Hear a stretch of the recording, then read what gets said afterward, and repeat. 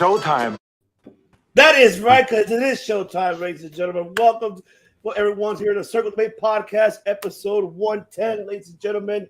This is the host of DB's One I've been seeing here with my other host, Mi Familia, the greatest family of all time that nobody can take away. Yes, This is the fellow four horsemen of podcasting right here, ladies and gentlemen, because we are the League of Extraordinary Podcasts, ladies and gentlemen. So let me go ahead and introduce, of course, my other host, because he is el dinero, porque le gusta el dinero. He loves the money. He is Mr. Dinero because he takes you back in time to watch great shit from ECW to the Attitude Era to WCW, maybe to Ring of Honor days as well, too, coming up. Most definitely. So yeah. that is right, ladies and gentlemen, Mr. Mike De Niro. What's good, everybody? That's right. And we have two wonderful guests here with us joining us today, ladies and gentlemen. Mis hermanos. We live, baby. Yes, we are, Kofi. That is right. Shout out to Dirty Heels Podcast. Make sure you subscribe, ladies and gentlemen. So let me go ahead and introduce my brother from the Rewind Wrestling Radio Network. Make sure you subscribe to him as well. He is the host with the most, bringing you the coast to coast, from the indies to the pros, anywhere you go, ladies and gentlemen. Ted Winston, ladies and gentlemen. That is right. My brother, thank you so much for having me tonight. I know usually you call me when you want the world to burn, so I'll do my best I can for you tonight, brother. Oh man, we're gonna fucking watch the world burn. That's for sure. And of course, I got the matches. Let's go. I got the gasoline, brother. Let's go. And of course, this man right here brings you the best every Friday on YouTube as well, because he is the DOM, ladies and gentlemen. Let me go ahead and then bring his introduction. That's right. That's my extreme brother.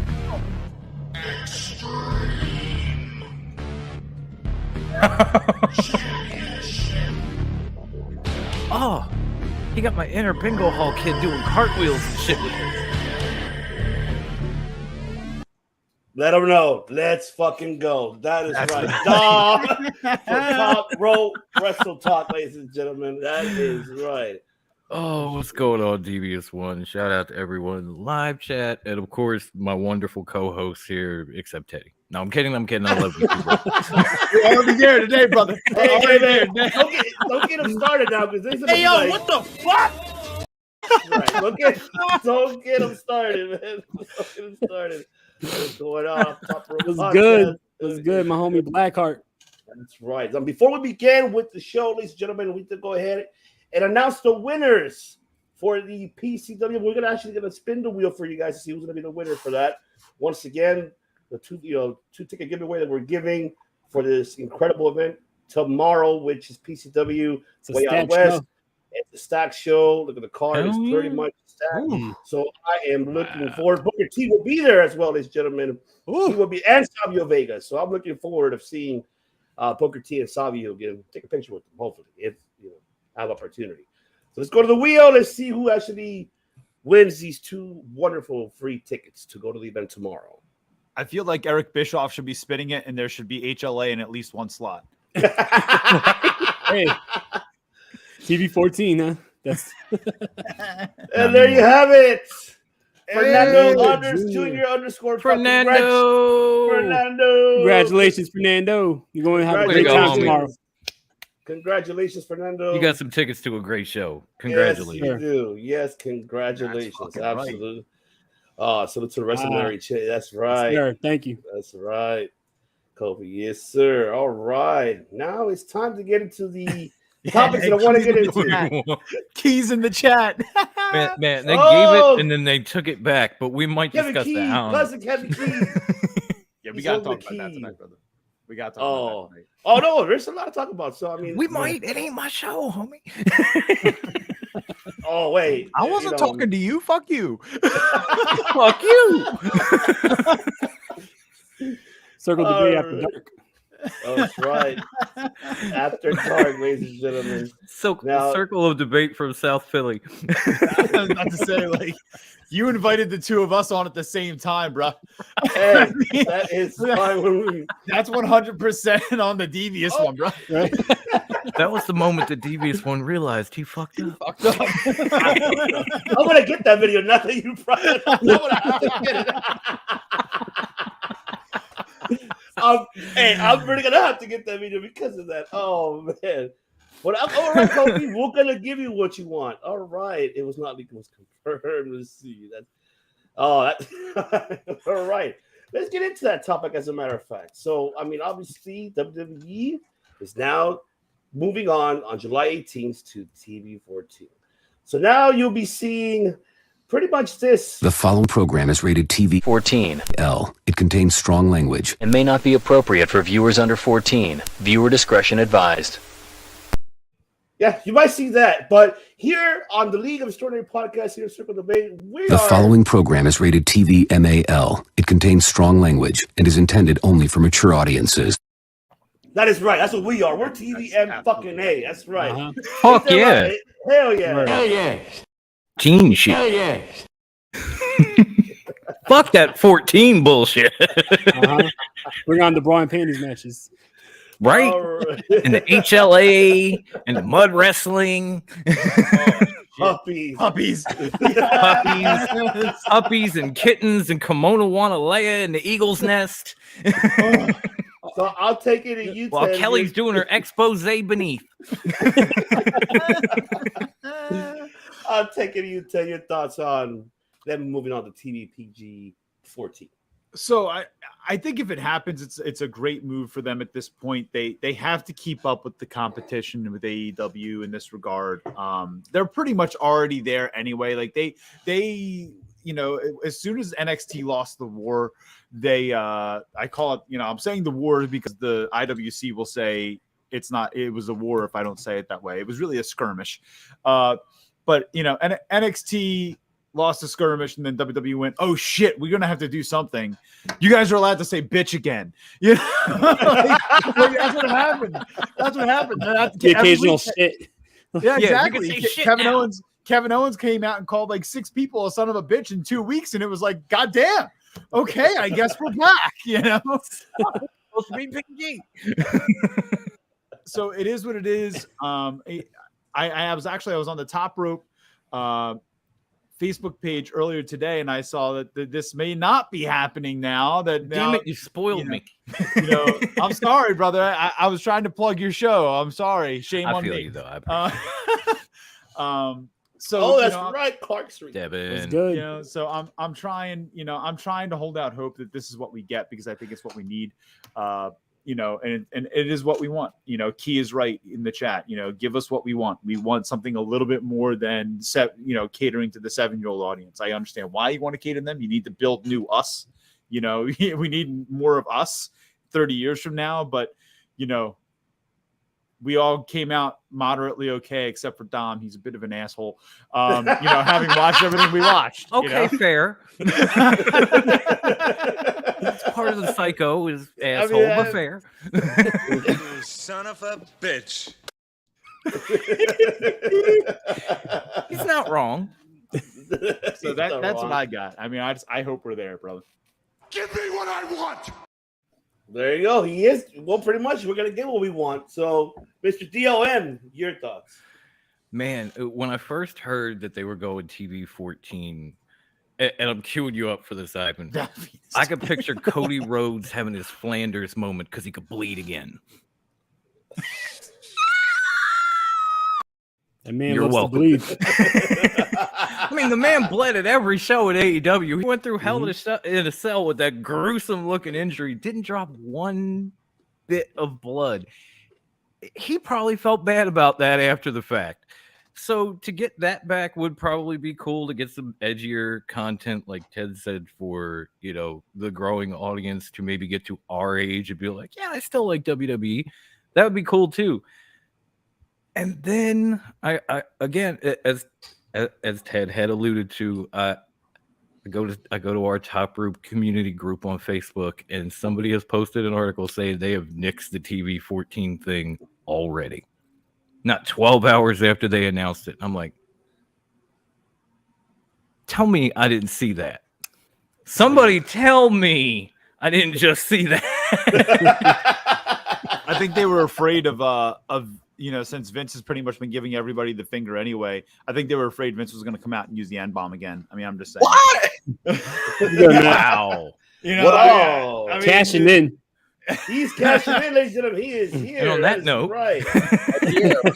He's here. Saved by the bell. We're here with Mr. MGC, the one who's going to tell all those Stooge. his knowledge, his facts. See, he heard what Ted said, and he's like, "All right, I'm gonna head out." So I want no part of this one. Like, nope. Not today, disco lady. Not today. No.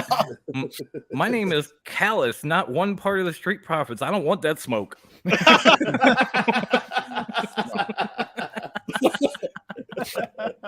No, but overall thoughts. I think it's time to finally play catch up. Is more or less from if you're going to TV 14. You know, there's only so many added words nowadays that you can get out of that. Maybe, you know, it's like hell and damn and ass. Like there's only it's like stuff they say on The Simpsons, more or less. You know, it's like my mom and dad said I could watch this because it's TV 14. I remember that. I had a TV in my room, so I just like watch whatever. Oh man, I'm just plugging in a charger. But yeah, here I am. But yeah, that's my total on this.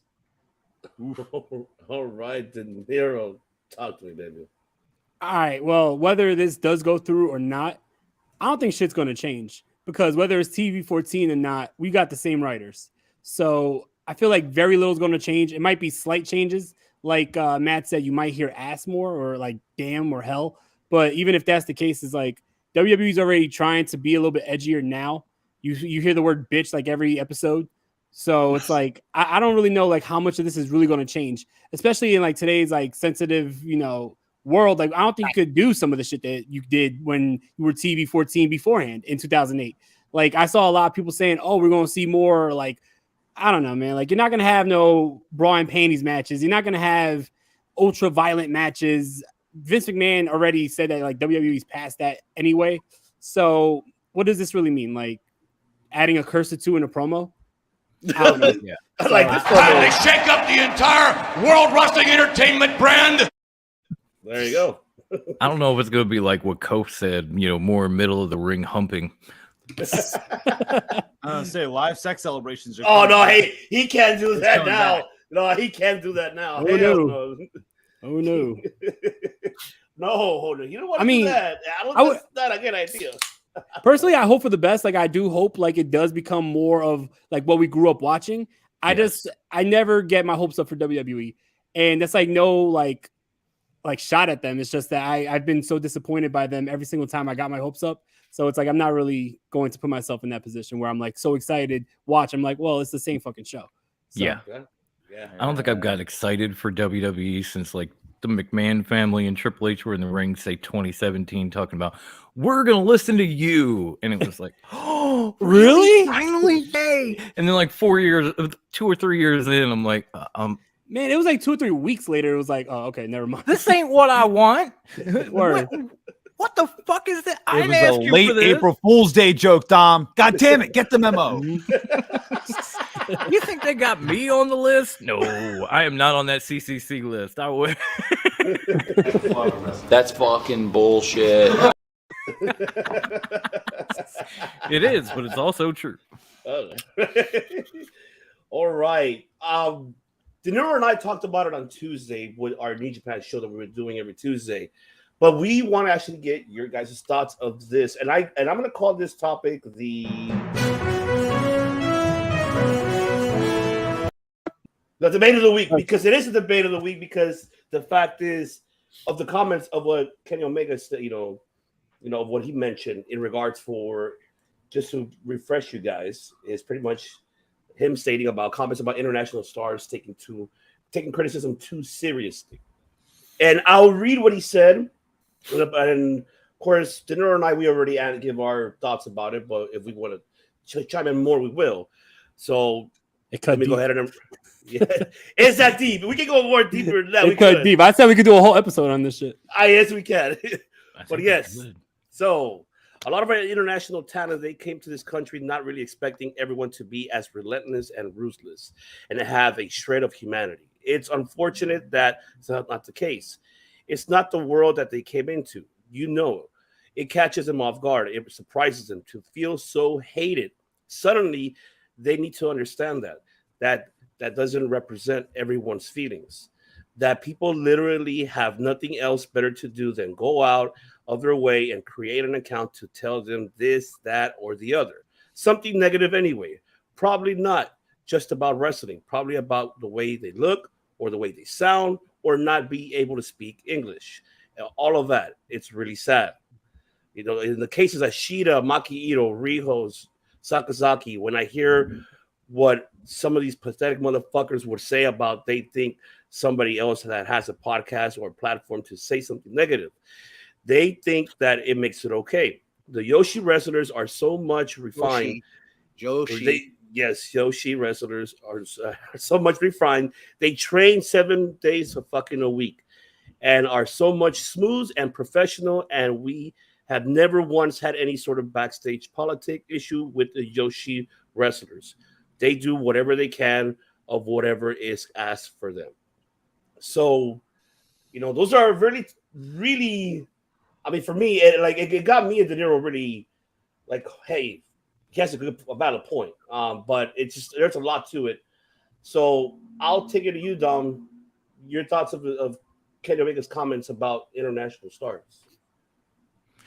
I mean, it's sad, but it's true. You know, that once you get an international star in America, I mean, even Rhea Ripley popped off this week on social media about how there's a real person behind the character, regardless of entertainment that you're in, and Joshi girls and that sort of thing. You know, when you go through the list, especially when you look at someone like Hana Kimura, like people, you know, talk about culture shock, but with us, there are some horrible ramifications to getting involved in this culture and then getting involved in the IWC on social media. Like they will pick you to pieces if you let them. And I would love to say one way or another we got to make it stop, but even I've had my run-ins with the IWC and people saying some stuff and making things personal and crossing that line, and all I can say is it ain't gonna end. You just need to stop giving a fuck. Yeah. Like, this person hates me. Okay, that means you have a hater. By next week, you should have 12 more. You're not doing your job. Facts. Facts. That's facts. You know, I mean, because that's literally what I stopped doing. Like, I've had my share of, obviously, looking and hearing from me. If you know me at all, I've had my fair share of criticism since I started this shit. And first, I got real, upset about it, real angry about it. And then 2-3 years in, I finally realized I don't give a shit.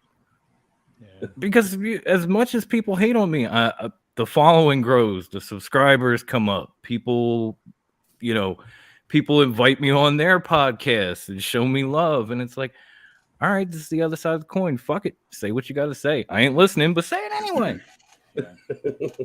Sure. Love it. Love it.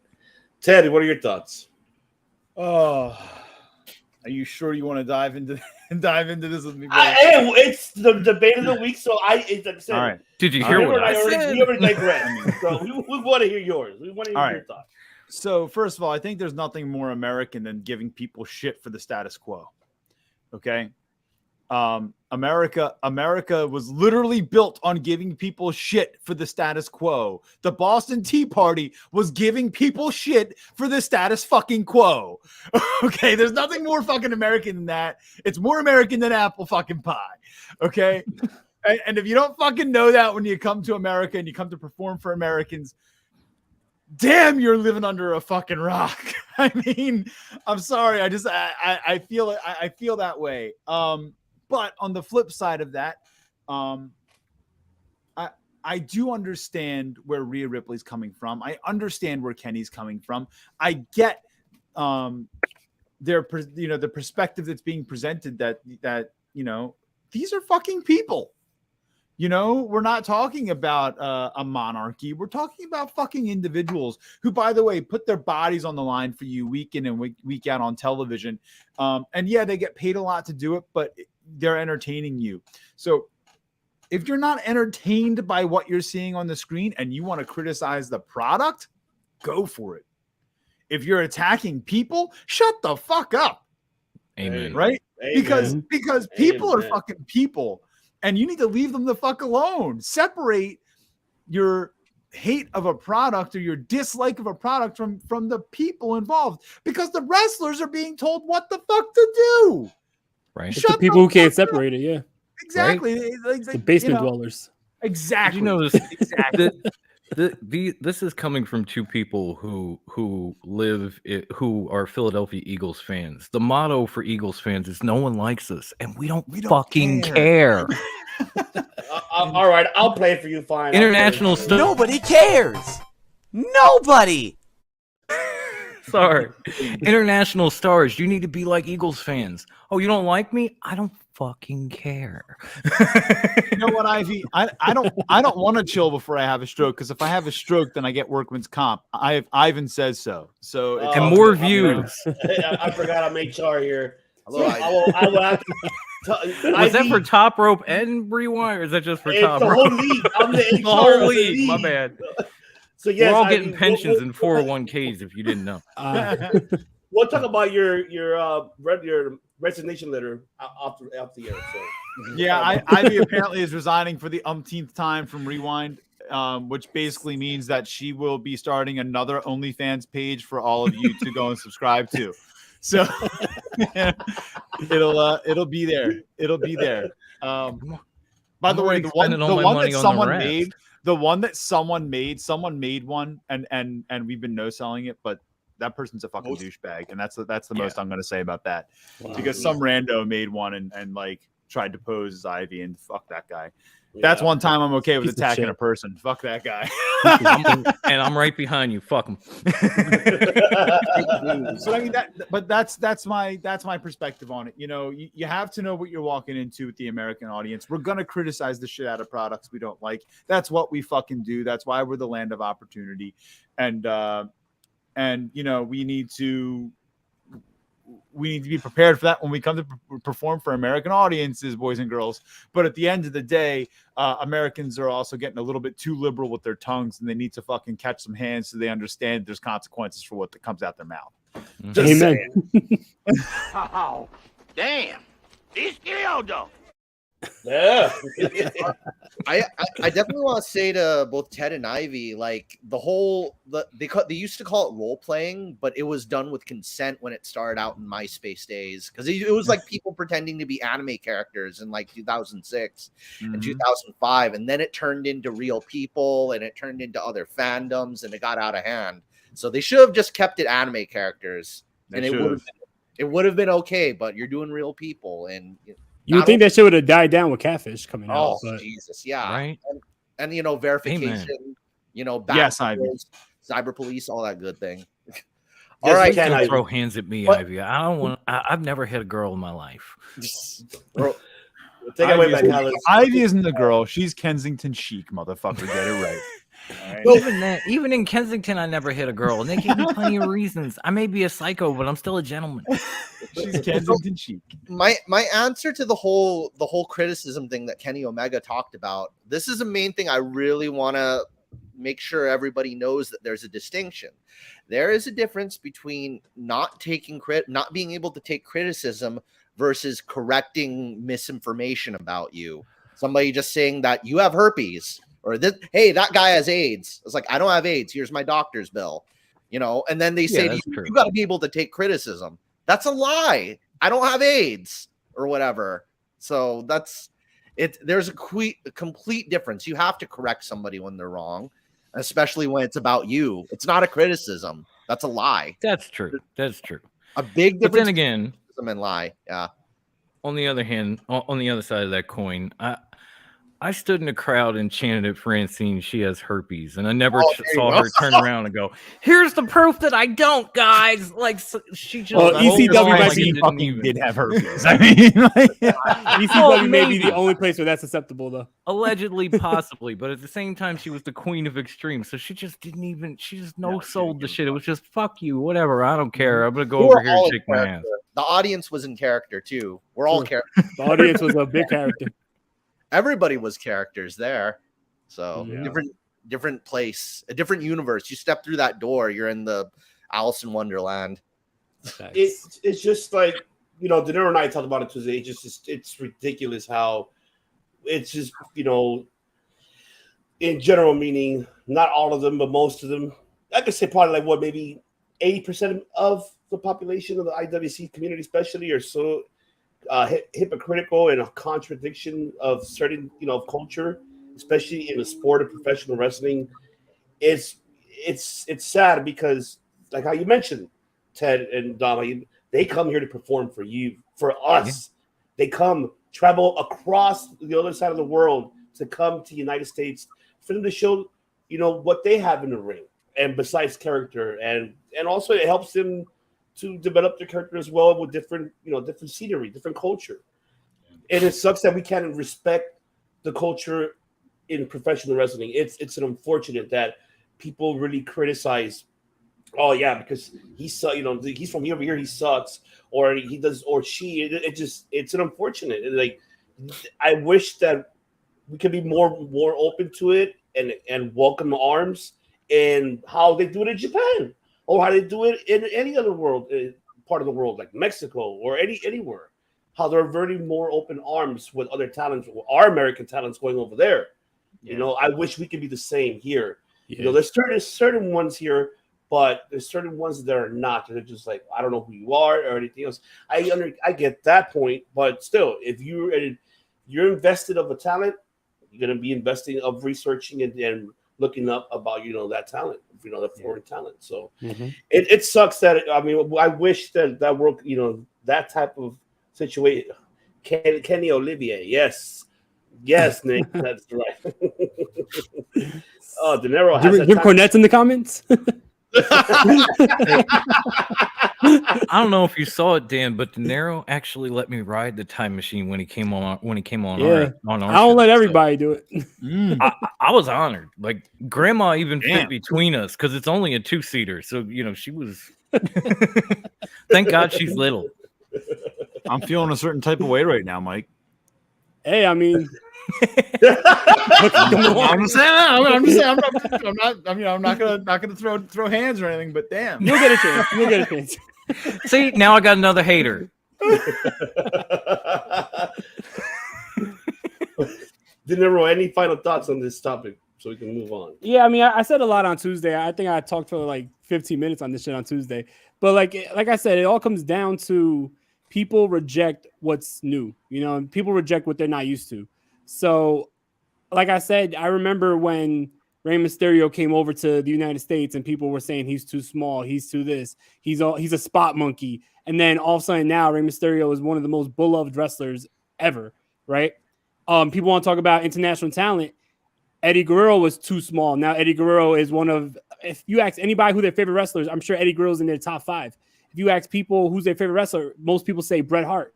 Bret Hart was an international talent that came from Canada. So it's like people reject at first what they don't understand, and then they end up loving it. You just have to like stand the test of time. But I definitely think that, you know, like Ted said, you got to separate the show and you got to separate real life. You can't be like shitting on people like as humans when they're playing a character on TV, because now you're crossing the line. And I feel like if you're crossing that line and you're talking about me personally, then me as a person, I could fight back then. So I don't know. I just feel like people take it a little too far. Absolutely. Absolutely. Yeah. And speaking of crossing the line, this is what happened on Tuesday. This was on YouTube, of course. The dark. You had Pac versus Shota Umino, and of course you had Thunder Rosa versus Mio Yamashita. And but yes, I wanted to make Callis talk about it very briefly because I know that's his cup of tea. But I can tell you one thing though: this crowd, both these crowds, especially in Rev Pro, amazing crowd. How they just seeing that is like, fuck, it's so amazing how it's like a fucking soccer hooligan fucking song, and they're fucking doing that towards the match.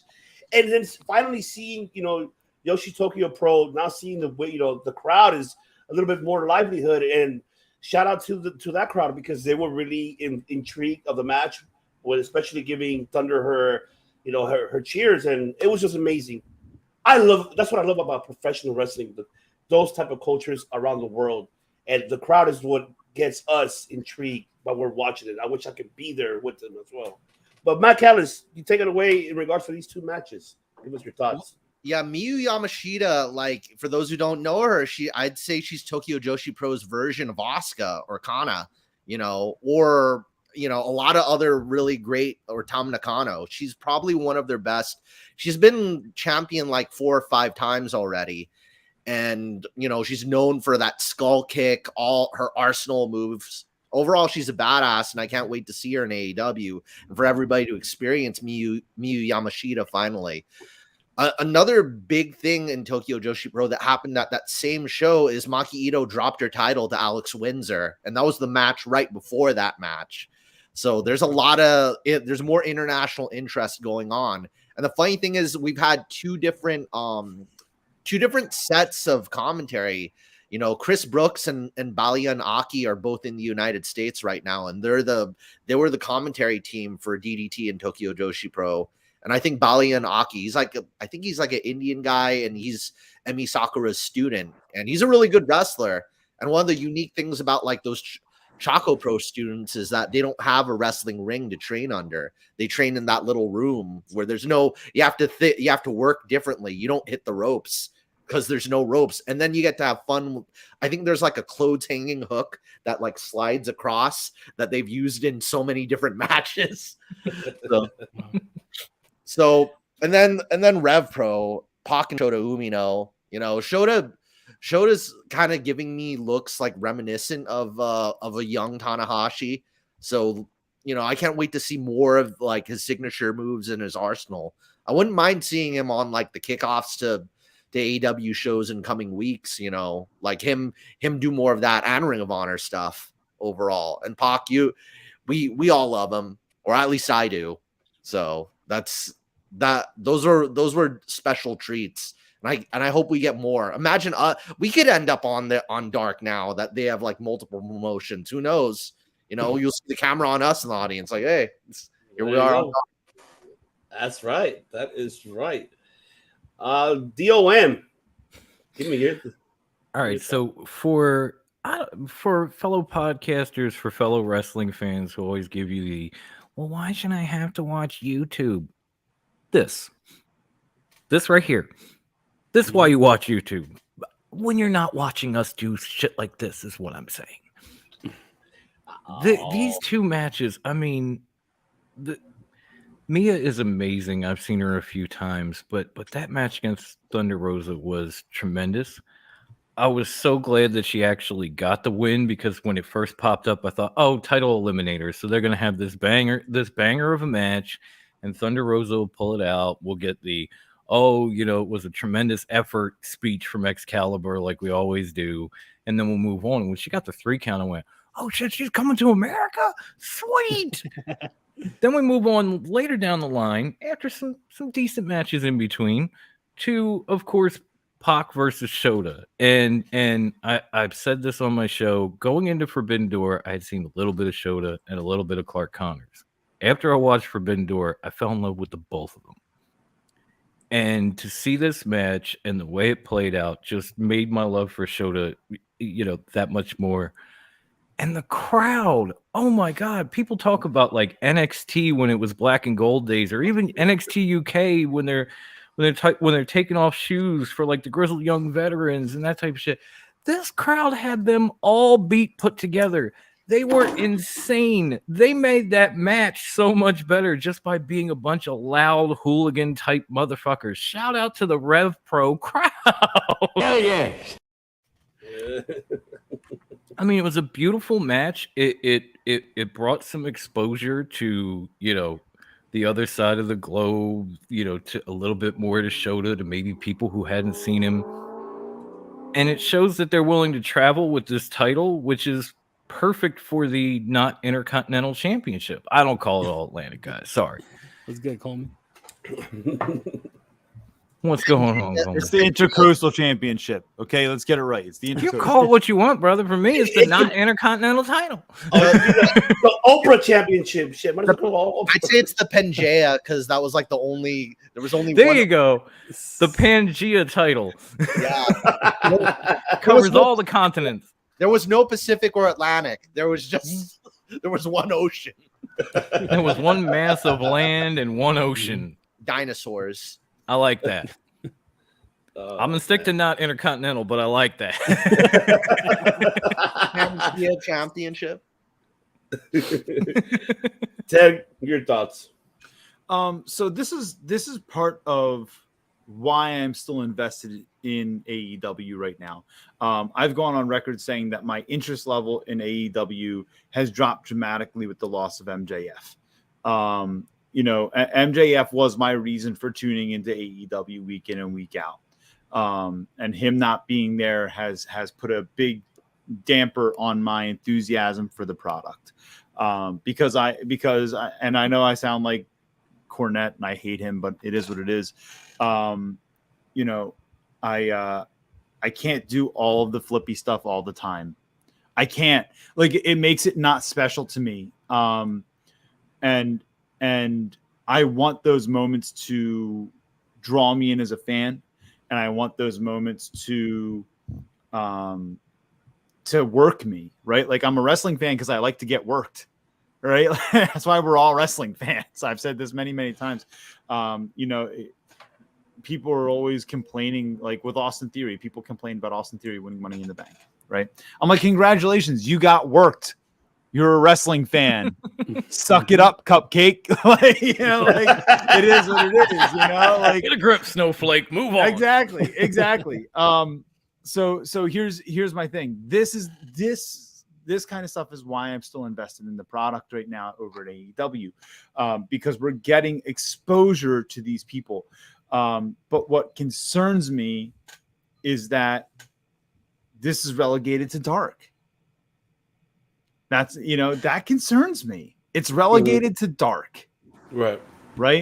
And there's nothing wrong with dark. I know lots of people who have been on dark. I've called lots of their matches, I have to say, your CCW champion has been on dark. That's right.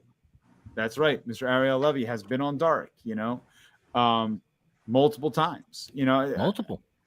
And there's nothing wrong with dark. There's nothing wrong with the product that is dark. I think it's a great way to get your talent out there and working and running the ropes and doing what they've got to do to build up a little bit of recognition and a little bit of stamina with the fans, right? This shouldn't have been relegated to dark. Okay. This could have been one of these matches gets put on Dynamite, in between matches in the ring. Like, one of these matches could have been saved for right before the barbed wire everywhere match next week. And then the ring crew could have been setting up the ring for the barbed wire everywhere match. Wow. And this is playing on the screen during Dynamite. If the timing, it's a great idea. Timing, it would have been perfect for that Blood and Guts show, because they had like a few matches before it that were like, okay, but it wasn't really like top tier talent. Yes. If they would have played like Pac and Shota and then came back to Blood and Guts, then you would have been like completely over the moon. The timing of it just didn't work out that way. Right. Exactly. Sure. So that's where I have concern about this, and I was on, I was on the record saying that I was not excited for Forbidden Door. I wasn't excited for the show before the show, right? Because I didn't feel invested in the show, which is why I ended up not paying for it, right? But having now watched it, I enjoyed the show, but I'm glad I didn't spend $50 on it. Okay, because that's $50 that I take away from my kids. I have a different perspective on that. If wrestling wants me to spend money on wrestling, then you better earn my money. Make me want it. This shit makes me want AEW, but it's on dark. Yeah. That's a very, very, very solid fucking point. It's damn. De Niro, take it away. Everything that Ted said. Next topic. Exactly. I mean, he nailed it on the topic. Like, I have nothing to add on. No, I mean, yeah, I totally agree, because when I was watching this, I was like, shit, this might be way too good for dark. And I'm not mad at them giving us free good shit, but it's like you want the most eyes to be watching the best matches. And these were two amazing matches, but if you look at the numbers, like still go on YouTube right now, you can see the views for Dark is still probably like less than 1 million. So I would have fact checked that. Hold on. Go ahead. I think it was I in would like have the loved 400,000s. Yeah, I would have loved if this was on Dynamite because you could have fit it in, even if you had to wait until next week, like said while you're setting up for the barbed wire everywhere matchup. This was kind of like the Bryan Danielson Minoru Suzuki match that ended up on Dark, or at least on YouTube. Yeah, it was like that Rampage, like second hour that was on YouTube before. Yeah, the kickoff show on YouTube. Yeah. But for the matches itself, though, like both matches really delivered. I was a huge fan of the Pac versus Shota Umino matchup. Like Dom said, that Rev Pro crowd, man, fucking amazing. I love that shit. If you guys are familiar with Rev Pro, like that's how they are all the time. And it never gets old. It's amazing. And especially having like Pac there, like Pac used to wrestle in Rev Pro. So having Pac there after, I guess, all these years, like it's really cool for them to see him. Great matchup. Shota's really becoming a real star. He showed out at Forbidden Door. He did amazing here. I would love to see more of Shota Umino, especially on AEW television. But yeah, I thought that both matches were really good. Really good. Wonderful. Yes, it was wonderful. That's right. Yes, Absolutely. Man, there's something to really add on. I mean, shit, Ted really hit it on the spot. That's once in a while I have that day. I'm not saying he didn't, but I think we need to stop like hating on YouTube because we're on it. No, I'm not hating on it. I'm not hating on it. And not only that, going into AEW, like YouTube has built many of promotions like MLW, PCW. Yes. You know, even NWA started out on YouTube with a very small following and have grown exponentially. Like YouTube is a hot commodity for wrestling content. No, I mean, utilize YouTube. I understand. While I would like to see these matches, or even like Wheeler Yuta defending the Pure Championship on television instead of YouTube, it's not going to stop me from going to YouTube and watching the damn match. But it is, though, because 1 million people are watching Dynamite and 380,000 people are watching Dark. Okay, well, 600,000 people missed out and need to go to YouTube. Exactly, though. That's the point. That's the problem. Yeah, you have have 600,000 people. No, 600,000 people. You don't want to enjoy wrestling. Cool, more for me. I feel like you have to put your best content on the product that has the most eyes. That's why, like, when you have like these bangers on Rampage, I'm like, shit, that should have been on Dynamite because right now no one's really watching Rampage. So I feel like the best content has to be on your best product. But it's also a little smart by AEW because they got that network money, and now they're like, let's get some more of that YouTube money with these matches. Indeed. All right, now it's time. Wait, one more thing. Sorry, I just hope that the All Atlantic title doesn't become the AEW Dark Champion, because if this is how they're going to do it, where Pac travels around and you don't want to show tape matches for the live crowd on Dynamite, then this is basically a Dark Championship. Yeah, that's true. So I agree. AEW Dark is WCW Worldwide. Can we just all be clear on that? Like, that's where we're at, bro. You're not wrong. What? Did he stutter? Oh, you took the words out my mouth, you motherfucker. Right here, bro. Oh, man. Thank you, Ivy. Mad Thank love. you, Ivy. Have a good night. Love you, Ivy. There you go. Oh, my All God. All right. Now it's time to get it. You know what time it is? It is time for some Dynamite. That's right. Dynamite. But it's Fighter Fest, of course. Of course, the night one recap, of course. And let me pull up the card. What happened on that? So let's see. Yes. So that was it was you know what? It wasn't bad, to be honest. I'm not going to say it was the best, but it wasn't bad. So we're going to start off with the opening match, of course, the TNT Championship, Wardlow versus Orange Cassidy. Mr. DOM, the floor is yours for the opening match. Okay. I mean, this was an interesting match just on the styles, and you could tell totally when Cassidy puts his hands in his pockets and Wardlow immediately rips them out, pockets come out, tears the fucking pockets out. Like, no, we're not doing this tonight. And while I would have liked to have seen him squash Orange Cassidy, because at one point he was tossing that man around like he was a bag of clementines. Like, not even oranges. They're too big. As much as I would like to see him squash Cassidy, there does come a time where Wardlow can't squash somebody. Somebody. You want to make him more Brock Lesnar and less Goldberg. Like, could Brock Lesnar have squashed Matt Hardy? Sure, but he toyed with him. That was Wardlow with Orange Cassidy. It was okay. I'll throw him around the ring. I'll give him an F10. I'll make him think he's got me going, and then I'll kill him. That's good for me. Look, I'm cool with it. I absolutely enjoyed the hell out of this match. I enjoyed probably the pocket ripping more than anything, because I'm not saying I'm not a fan of Orange Cassidy, but just I'm kind of over the whole I'm going to stick my hands in my pockets and do the little stupid kicks and everything. Doesn't have to be every match. Yeah, we get it, dude. You don't have to do this week in and week out. Like, you can stop. In fact, I'm going to give Will Ospreay another shout out for reaching in that pocket while he had him in the abdominal stretch and coming out like, oh, I didn't know that was there. My bad. Oh, yes. I forgot about that, too. Oh, my God. Oh, my God. I love it. That's right.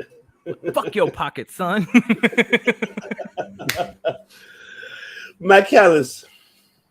So I've made this comparison. I'll never stop making this comparison. Orange Cassidy is the United States' answer to Tetsuya Naito, New Japan Pro Wrestling. I think that would have been that's a great match that will eventually happen. And I'd say rather than Matt Hardy, Brock Lesnar, I'll say this is more Michael Elgin, Tetsuya Naito, like kind of. Michael Elgin would be like the big guy standing in for Wardlow, and then Tetsuya Naito would be like the smaller, more kind of quick, agile, kind of experienced guy with a lot of tricks up his sleeve, you know. Yeah, I see that, but I'm still on that fuck Big Mike shit, you know. That fucking guy. Yeah. I guess we could put another big guy in there, maybe Jeff Cobb versus Tetsuya Naito. That works. Okay, that works. That works. That works. Good substitution. Love both of them. Very good. Jeff Cobb, Tetsuya Naito. Yeah, that match has happened a lot too. So, you know, kind of how they work. So, and I could see Orange Cassidy kind of like, it's kind of like Naito's taunts where he does this thing on it, rest on his head, like, oh, like the kind of the tired guy. It's the more the laid back but dangerous type of way, you know. And despite Wardlow only gaining the championship recently, I think this was a good way for him to win, you know, at this moment in time. I liked how Wardlow won in a way, but maybe like two more suplexes. I mean, two more power bombs, and then, you know, I'm pretty much, my order is complete. Boop.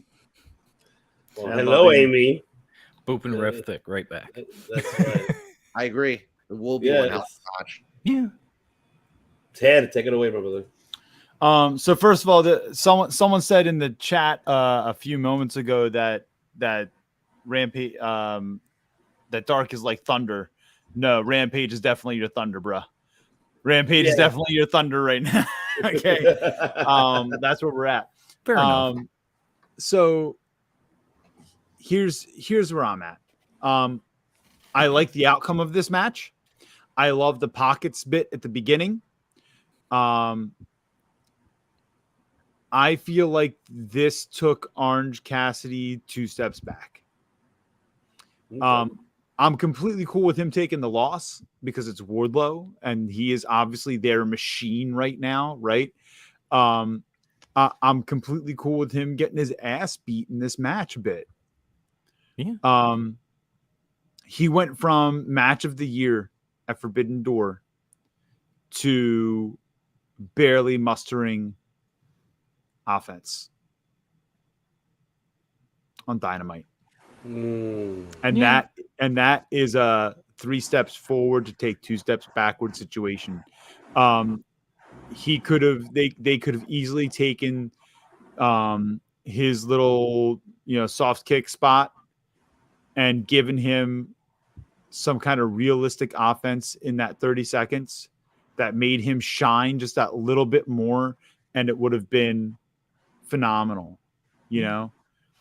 Even if he went to do it and Wardlow shoved him right after the first one, and then Cassidy, you know, got all juiced up and ran off and did a big spot, it would have done so much more for him. And because it was 2 steps back, I'm upset about it because I feel like Orange Cassidy is such a good performer. I want to see that Orange Cassidy all the time. And we aren't given that opportunity because AEW wants to pigeonhole him into this, hey, you're going to be the crowd pleaser guy.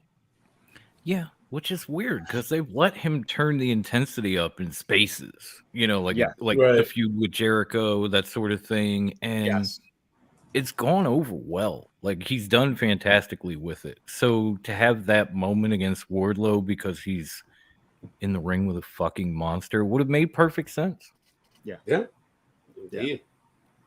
De Niro. Yeah, I totally agree too. On the Wrestling Delorean podcast last night, I said that I think that it was bad booking to even book this matchup because I did feel like coming out of Forbidden Door, he had that good win against Ethan Page, and then it felt like you were trying to start building up Orange Cassidy again. I was even on here saying that I wouldn't be surprised if he gets a couple more wins under his belt and they put him against Moxley for like one Dynamite. Here, it's like, I don't know why you would have two guys who are being like built up on the rise and put them together so soon. One of them's momentum is going to get halted. So I feel like with that being said, somebody was going to come out looking bad in this matchup. And it ended up being Orange Cassidy. I definitely like that Wardlow won for sure. And I think that Wardlow should continue to be on the rise because I only see great things for Wardlow. But yeah, I wasn't ready to halt Orange Cassidy just yet. I do feel like there has to be like some moderation to the gimmick. He has to at least take title matches serious, right? Like I would have, if I'm Orange Cassidy, like I'm going all out in the opening bell. Like first thing I'm doing is trying to hit that Superman punch, try to catch Wardlow off guard. But instead we see like the same old shtick. And it's like, all right, when are you going to take it serious? You do take it serious sometimes. You had a serious matchup with other wrestlers. Here you're getting a title shot. Why not go serious now? It didn't make much sense. Yep. So here's another thing though. I wonder if when they did that backstage promo, if he got the notes for his match, right? And that they're like, oh, we're gonna cheat, and he's like, I don't care. I'm wondering it. Just a little bit of me wonders, is that a shoot? Maybe because he knew he was going to lose. Because he knew A, he was going to lose, and B, he was gonna be taking some steps backwards, and he's like, I'm building momentum, and then you guys do this to me again. Yeah, I don't care. Also, I have to ask, since I have so many people here with me because it messed me up. When did Chuck Taylor turn into Chainsaw Charlie? What did I miss an episode? What the fuck? Remember. Like, what is going on with Best Friends? They're rocking tie-dye. It's like they just found LSD 2 weeks ago. Like they lost Wheeler Yuta and found LSD. I don't get it. They got chainsaws and weed eaters and shit. Like, what the hell is going on? And you know, every ring must have a chainsaw under it too. You know, I honestly miss Rick and Morty. I miss the Rick and Morty of Best Friends. Yes. Oh, man. I haven't seen a chainsaw on wrestling television since Retribution. What the hell is going on? Bro, I love that. Chainsaw, Chuck, and Cactus Beretta. Yes.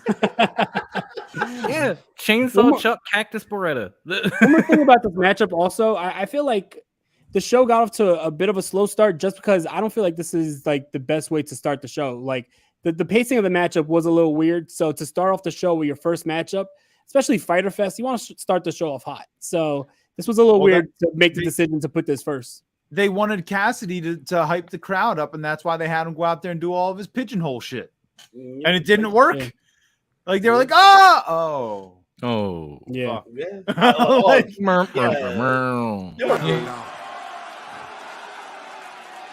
I ain't doing that shit. Yeah, that's what they were doing that shit. But here's one thing I want to throw on this one. I know it is sad for Orange for him to lose, right? I get that. But then again, it's like they're using him how they used Darby before, with Darby losing certain matches, but it didn't affect him. The same is going for Orange in some type of way. The one thing I would love for TK to do, and they should start building it now. I said it last time. Start doing him defending the title on a weekly basis on Dynamite. you're gonna until that one person who's gonna give him the biggest challenge, and who I really want him to challenge. I want Miro to fucking challenge him at All Out. Yep. That's what I want. If that happens, that would be a great direction and a really challenging, for Wardlow. Because, I mean, okay, you won a TNT, but now what? Okay, you defended it one time barely. I'm hoping next week, someone little by little, give him someone, different, not just Orange Cassidy to see. Give him Butch next week, maybe. Anybody. It could be anybody from the AEW roster. Or it could be, Konosuke. It doesn't matter. But help him develop that TNT, make it relevant, and then you're going to have the Redeemer coming to you and saying, I am here to redeem my belt that belongs to me. And that's when you can build out storylines for All Out. That's exactly what I was thinking. If they could do that, man, Jesus Christ. I would be... Because I'll tell you why. Because Miro will put Wardlow over. Yes. That's a fact. He will put him over. And what best way to do it at All Out? Building that storyline between them two. And now you're going to make the TNT more relevant. I'd love that matchup. My head hurts because he's pulling this from my brain. Devious Psychos, right here. You know what Key would say from Rewind? Yeah. What we'll say. The best solution you have here is Goldberg. Oh Let's my put that there. No. I mean AEW's already WCW 2.0. No. He's been to Japan. He did some Japanese stuff once. What the hell did you just say? Thank you. I cannot believe this shit.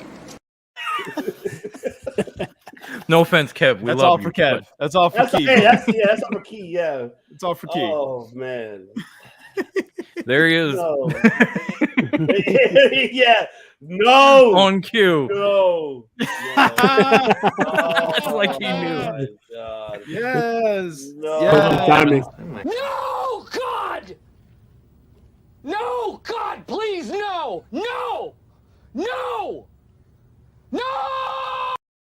There you go, Key. No, it's not gonna happen. If I could see Devin, I'd say something like Orange Cassidy still has the most effective Superman punch in wrestling. I'm done.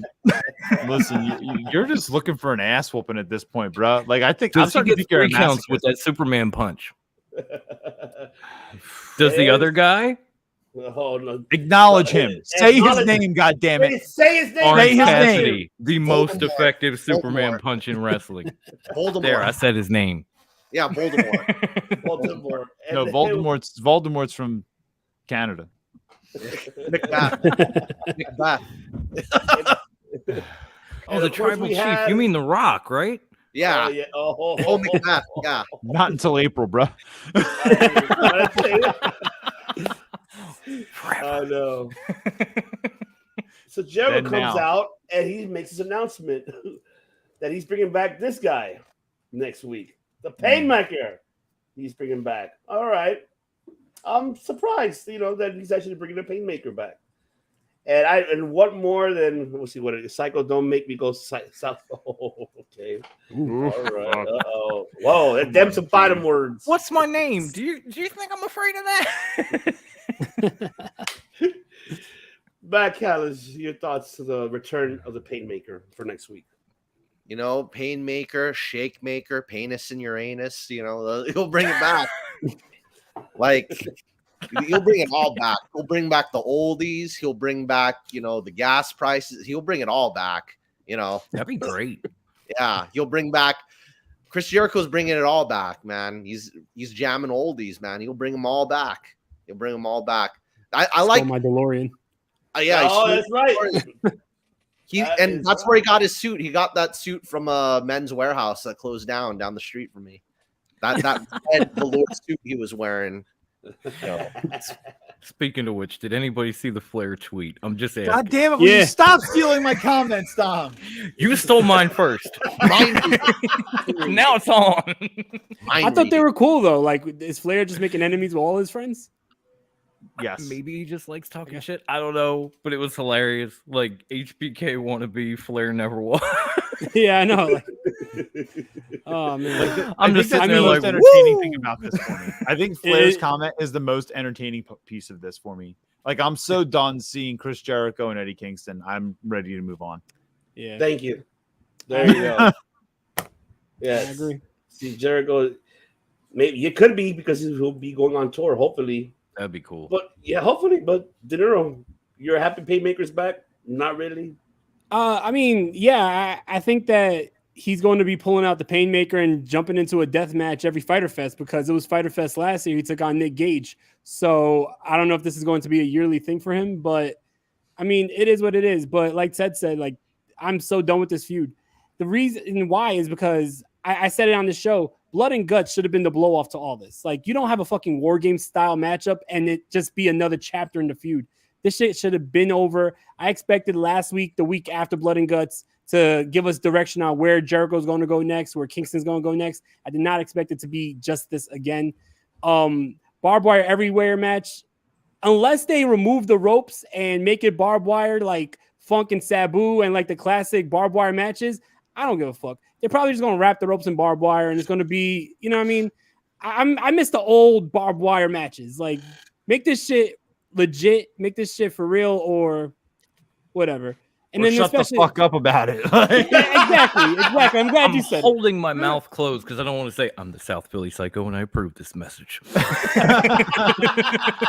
Because even Omega and Moxley, they had a fucking exploding barbed wire death match, and I saw the ropes wrapped in barbed wire. I'm like, that's not how you do it. Like, this is not how Onita was doing this shit. Like, what the fuck? It's certainly not how you blow the ring up. I'm just saying. Oh no. That's how you blow a little sparkler, but not full time bombs. But whatever. All I know is this matchup. It is what it is. Painmaker, whatever. Like, I just want this feud to be over with. I want to see where Kingston's going next. There you go. All right, DOM. Oh man, like, yeah, I am pretty excited for the return of the Painmaker. I am even more excited that we're getting rid of the Wizard, at least for a week. Oh my God, yes. I think I said it when Mikey brought me on Wrestling Delorean. Like, is this AEW or D&D? Is like Danny Garcia his orc? What the fuck? I do not want to see. I have to watch this shit. What the fuck? Straight up. I have to watch this shit when my brother and his friends come over, sit at the table, play all this bullshit, and I'm just over in the corner with a beer. Like, you're enjoying this? I'll be watching football. Fuck you. And now I gotta watch it. And now I gotta watch it on AEW. Like, get the fuck out of here. So welcome back, Painmaker. And I do agree with Mikey. Blood and Guts should have been the blow off. But as soon as Claudio made somebody tap before Jericho did, and Eddie got that look, I knew we weren't done. I thought that was going to lead to Claudio and Kingston. Not. I kind of thought so myself, but I thought, nope, this is not enough for him. He still wants Jericho. He wants to finish Jericho. He didn't get to finish Jericho. Maybe now, if you stick him in a barbed wire hell, he will finally do it. And it will be long overdue. But that's one of AEW's staples, man. They do these slow fucking burns that drive me nuts. Go back to Julia Hart. What was it? 3-4 months she got misted, and then the next thing you know, she's on a pay-per-view misting somebody else. Might have been 6. She's all like, we all knew it was coming. We all knew it was coming, but it took 4 to 6 months. I don't know why the fuck they dragged this shit out.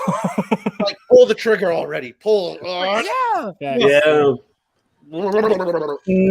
Oh my God, Kevin, no. No, Goldberg. He's insulted Goldberg a few times. That was it. That was it. But other than that, no Goldberg. That was the end of that. So, I mean, but yeah, Painmaker is a welcome change from the Wizard. That's just Jericho thinking he could get anything over.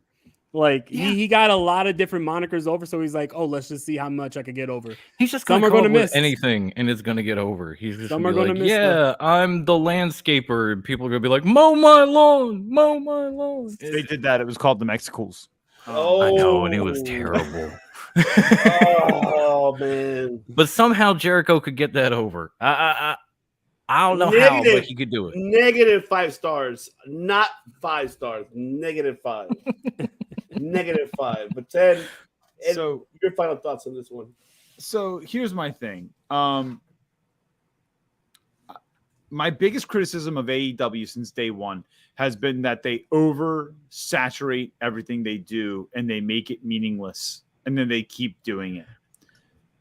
They built up Blood and Guts to be Blood and Guts to be the build off, and then they didn't use it as the blow. You know, like it was just another, like Mike said, it's just another chapter. Okay. You've now made Blood and Guts just another fucking match. Yep. Like, fucking stop. 2 years in a row, too, because if you remember last year, Pinnacle Inner Circle, that was their first match against each other was Blood and Guts. Yes. It wasn't like the last match. Leading into Stadium Stampede. Yes. Yeah. Like, all come that on. shit. Like Dusty Rhodes is rolling over in his grave going, you guys don't know anything about psychology in this business. That's why Cody left. You know? That was the final straw. Oh, burn. Oh, my brother, thank you. But I mean, like, and that just, it bothers me so fucking much that this is the case. It bothers me so much. Like, this is something that you could use so well. You have such good talent in your locker room that could make this an amazing payoff, an ending chapter. You know, and it's just another thing. You know what it is? It's an attraction. But you know what? Here's my thing. Hell in a Cell is a closer. Mm-hmm. War Games and NXT is a closer. Casket matches, it's a closer. Buried Alive matches, it's a closer. It finishes the feud. AEW doesn't have a single fucking thing that finishes a feud for them. You never know. And because of that, you feel like you're on a fucking treadmill going nowhere, watching the same flippy shit over and over and over and over and over and over and over and over and over again. The only thing that finishes a feud in AEW is an injury, unfortunately. Yeah. Big facts.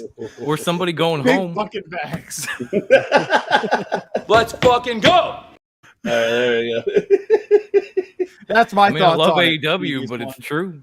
It's the truth. I mean, there's nothing for me to add on. I just want this to get over with and move on.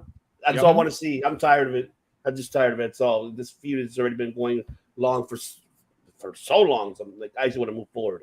And the Shark Cage shit, just because it's Shark Week next week, is stupid as fuck. TBS wanted that. TBS wanted that. Yeah, So, they did. I'm looking forward to how it's going to look. I wonder how they're going to set everything up. I am You know really they got a intrigued how stake they're in gonna do that, it. so they're like, yeah, we'll put this in. If I see a fucking shark there, oh no, man, I will literally. Oh my god, I might actually enjoy that. That'd be dope if there was a shark though. Fucking entrances. It'll be They like need to go all Dr. Evil and have like a shark tank right there with like a shark with a laser beam on his freaking head. Oh, the sharks could be like, Give me a freaking shark with a freaking laser beam in there. we're gonna feed the Number shark one. five. And then we moved on with the Shark Boy's gonna show up. There you go, Oh Dan. my god, Shark Boy really be so. Oh, shell yeah. Shark. It's the perfect way to bring Shark Boy in. And everything. It's the perfect way to bring Shark Boy in. That would be smart. That's Dan, if your it doesn't IQ happen just went now, up I a don't couple care. of points because that's I want him to genius. do the voice too. I want him to do the voice and everything. Yes. Biting Gotta Jack come Menard's through in the ass or Stone something. Cold garb with the clamato and everything. If it doesn't happen now, I'm boycotting. Like I'm fucking done. I'm gonna be depressed. I may riot. I'm not gonna lie. It's a perfect fucking moment for this particular night of Fighter Fest. Speaking of that, I'm surprised that they put the AEW Championship. I'm not gonna call it intern. It's the AEW Championship. It's the title. It's a title. It's the belt. Of course, John Moxley versus Konosuke Takeshita. So, Matt Callis, take it away with this one. As a fan of Japanese Visual Kei, it's a moment for like anytime Konosuke Takeshita appears either on Rampage or Dynamite, I'm just happy that Americans get to hear one of my favorite Japanese bands, No God, like worldwide, all over the US. Hell yeah. And you know, this isn't quite wrestling related, but ever since like K-pop started kind of like taking over the radio waves, I felt like, I don't know if there's some kind of conspiracy to keep like Japanese entertainment off American TV, but this is a good way for that back door to come in. Like, I get to hear my favorite Japanese band on, like, one of my favorite Japanese bands on American television. So that's like one of the best things. Overall, like, Konosuke Takeshita, like him, Chris Brooks, Balian Aki, and Kaito Kiyomiya, like from Noah DDT and from Noah and DDT, and you know, Gambare Pro Wrestling. It'll be cool to see more of like the top new young talent from Japan, because we've talked about, you know, your Tanahashis and Okadas, but Takeshita, guys like Takeshita and Kaito Kiyomiya, those are like your next gen. Those are your next Okadas and Tanahashis. You know, Takeshita's super young too. For like, I don't think he's even 26. You know. Yeah, and he's 24. I think he's 24. He's turning 24. I think something like that. Yeah, I think he's been champion 5 times, the top champion in DDT 5 times already, and he's not even 26 yet. And in addition to that, you know, you guys could also catch his match on Sea Dog's YouTube channel. He also trains some Japanese anime themed YouTubers on how to wrestle and all this stuff. So overall, this definitely was a real treat. Like, up and down. I kind of like how resilient he was here overall. I mean, it's just a shame that it wasn't the main event. So, you know, they did the whole, I don't know if it's the Young Bucks backstage politics, like, let's make the tag team the main event instead. You know, I don't know. That's let's not go there. There you go. That main event was fire though, I ain't gonna lie. Yeah, that main event was pretty dope. I don't want to jump the. I would have had this open the show, like start the show off real hot. That would have been cool. They've done that in the past. You know? The first Rampage match, the Impact title and Christian and Genny, that was a good, opener or closer. Just not, you know, putting it. I guess this was right in the middle. This was smack dab in the middle, huh? Just I think it was like second match in, right? Wasn't it the second match? Yeah, it was right after the. No, it was first. Second. No, it was the TNT, then the Jericho, then the Moxley. Yeah, so it was the second one. Yeah. All right, well, yeah. Take it away, Dinero. Give us your thoughts. This matchup was phenomenal, man. Like, every time I see Konosuke Takeshita on TV, I'm like, yo, I really wish that he was a full-time member of the AEW roster, because he's amazing in the ring. He's amazing to watch. Him and John Moxley had great chemistry, but I feel like every time I'm seeing the Takeshita matchup, I'm saying that about him and whoever he's in the ring with. I said that about him and Paige. I said that about him and Kingston. I think that Konosuke Takeshita is a real amazing talent, and I wouldn't be mad if he was a full-time member of AEW. Shit, put him with the Combat Club. Like, he would fit in. I honestly am just a big fan of him, and I want to see it. I'm sorry, Dom. Were you thinking that? Damn it! Everybody's stealing my shit. Next time, text me. Let me know what you're going to think beforehand. I'll make sure I'll let you see. I was trying to keep quiet. I got a theory, though. Well, no, but definitely, I think that Konosuke Takeshita, he holds his own. Like, every time he's in the ring he was in the ring with the world champion at the time with Hangman Page. We left that matchup talking about Konosuke Takeshita. He's in the ring with the AEW current champion, John Moxley. We're talking about Konosuke Takeshita. That's a testament to his talent, and I think that he's an amazing star. This was a real treat, like Matt said. I honestly wouldn't be mad if this was main event. I wouldn't be mad if this was opener, because there's a lot of times where AEW treats their opening matchup like the main event as well. So, honestly, I don't know. This guy is money, and I would snatch him up. Indeed. To a contract, that is. Yeah. Love it. Well, go ahead, DOM. Does he have a theory? Let's hear it. Well, first of all, I mean, the match was amazing. The match was main event quality at a pay-per-view. And if he isn't yet, at least internationally or here, Takeshita is going to be a star, no matter where he goes. If he decides to stay in the States in AEW, he's going to be a star. I agree with Dinero. Every time he has a match with a big name, whether it be Hangman Page or even Jay Lethal, you end up thinking and talking about him when the match is done. And I was the same way. I'm sitting there after the match and I'm thinking, wait, did Moxley tell Yuta like he doesn't side with anybody until they bleed together? Didn't they just bleed together? Like, this is the perfect candidate for the Combat Club. He's great for that faction. Very He'd be perfect. Like he'd fit right in with Wheeler and everybody else. He's technical. He's tough as nails.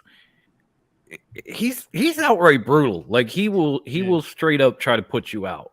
Just imagine like him Mox, teaming with you just or like- teaming with Claudio. Oh I'll my give you, god, bro. I'll give you something else that makes it fit even more in with the Blackpool Combat Club. Konosuke Takeshita's best friend that he always hangs out with in Japan is a British guy, Chris Brooks, and he's also been champion at DDT multiple times.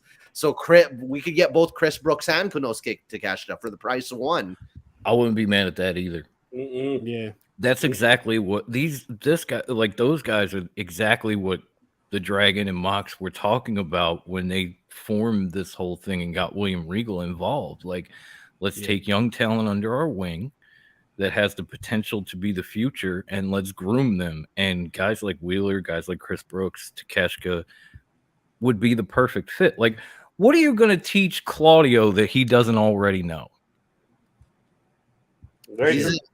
Claudio's there. I guess he's there to teach you rather than him. Exactly. You know? Yeah. You would need a few more students now. And Takeshita, Chris Brooks, these are the kind of guys that you could see getting under the wing of like the Dragon and Claudio and Mox and growing from there and becoming even better as a result. Chris Brooks and Takeshita are kind of seen in DDT as like the next Kenny Omega and Kota Ibushi. They're kind of filling their places, their spots more or less, because Chris Brooks is that new upcoming baby face, and then Takeshita's the Japanese grown student, and they're both, they had classic matches against each other and they've tag teamed together a bunch of times. So it's like if the Blackpool Combat Club got Kota Ibushi and Kenny Omega. Yep, exactly. See, I knew that, but I'll let Matt say that because that's his thing. Well, Ted, give us your thoughts. I'm just playing. This is AEW's way of giving Jon Moxley a spot to shine while still no-selling the fuck out of the fact that they made him an interim world champion. They are no-selling the fuck out of it. it's not even on the website. If you look at the roster page, CM Punk is still listed as champion. There's no mention of Moxley. Yep. Yeah. They're no-selling the ever-living hell out of this. And this is their way of doing it. Hey, yeah, you're going to be on TV this week, and you're going to have a great match, but it's going to be middle of the card during the piss break. Man, if you took a piss break during that match, you're kicking yourself in the ass. No lie. It's also a long piss. I'd go get that checked. Yeah. And Dom, you need a urologist if it's that long of a piss. And Dom, to answer your question, what the fuck are they going to teach Claudio at this point that he doesn't already know? How to cut a promo. I mean, I'm just being honest. He could learn a lot from Mox and from Brian for that. Okay, fair enough. So but he's also got Regal for that, so he doesn't really need. He could lay back. But yeah, I mean, I don't want to eat up too much time. We're already an hour 19 in, and I want to make sure that I keep Dom on track here. So I'm just gonna say that I agree. It was a fantastic match. It was a great way to get both guys some shine. Both guys look great in the match, and I want to see more of it. But obviously this is just bad placement on the card for this. Okay. I'm sorry. Oh, okay. Awesome. All right. Love it. Now, obviously, I'm not going to get through these segments because, how Ted mentioned we're in that time frame, but it doesn't matter. I mean, we're TVMA shit. We don't give a fuck. But I know it's late on the East Coast. I know that. But yes, you talk about Claudio. Let's talk about that match, as a matter of fact. Claudio Castagnoli versus Jake Hager. I've been wanting to see this match happen, and it finally happened. I was impressed. I want to just digress briefly. I was very impressed with both of these individuals. I am not going to sit here and bullshit. This reminds me of WWE programming because he had two former WWE guys. But I hate to say, they actually was kind of, I want to say they were the highlight of the night for Fyter Fest, but it was there because, we haven't seen two big men wrestle like that in quite some time. And shout out to Hager as well because he's by far has done a fantastic job of what he could do. Just, with people that are under, not towards his size, but he's done his best to sell for the other individual. But this match for me, I think I really enjoyed it. It was great to see two former WWE and stars and two former tag team partners. We the people. I can say it was great. So, De Niro, you take it away, my brother. Yeah, I agree with you. This was a really good matchup. I was impressed as well. This was a good hoss fight, and we don't really see that all the time in AEW.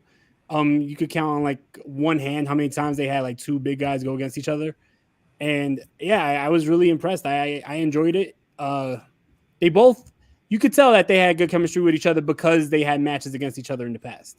So I like that they, had two seasoned vets go in there and just do what they do. Claudio hitting him with the Ricola bomb, that's a big guy to pick up for that. That was a big move to hit. But yeah, I really did enjoy it, and yeah, it was another good matchup on the show. Yeah. Honestly, it's been a while we haven't seen that move since what? WG era, I would say, maybe, right? Yeah, he wasn't doing that in WWE. No. There's no way he was doing that. Yeah. Right. But Ted, give us your thoughts of this match. I'm going to start off by saying it was a hell of a match. I really enjoyed the shit out of it, right? And I always enjoy watching Jake Hager wrestle with guys who can make him look good, right? There's a lot of guys Jake Hager can't be made to get his shine when he wrestles them. There's a lot of it, and it's just it's why he's not the main event guy, right? Because he's got the build and he could do it. And it's one of the reasons he's not the guy. The other reason is because, again, he, just like Claudio, he can't really cut promos. But the thing, here's my issue. I'm not interested in this match because it was Claudio versus Jake Hager.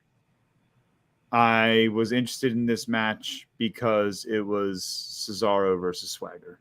The history. AEW had nothing to do with it for me. It was just, I knew this match was going to be good because I've seen them work before, and here they had a few less handcuffs, right.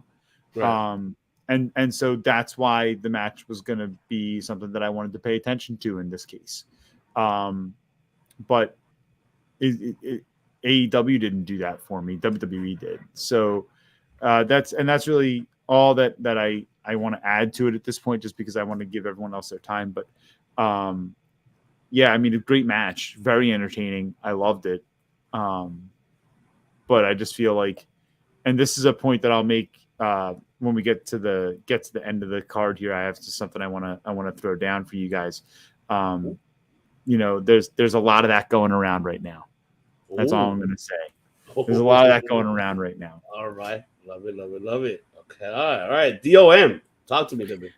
Well, now, I will come back at Ted and say, if you're a WWE guy, you know the story. These guys didn't fight. Their little brothers, Cesaro and Swagger, fought. These are two totally different people. Okay?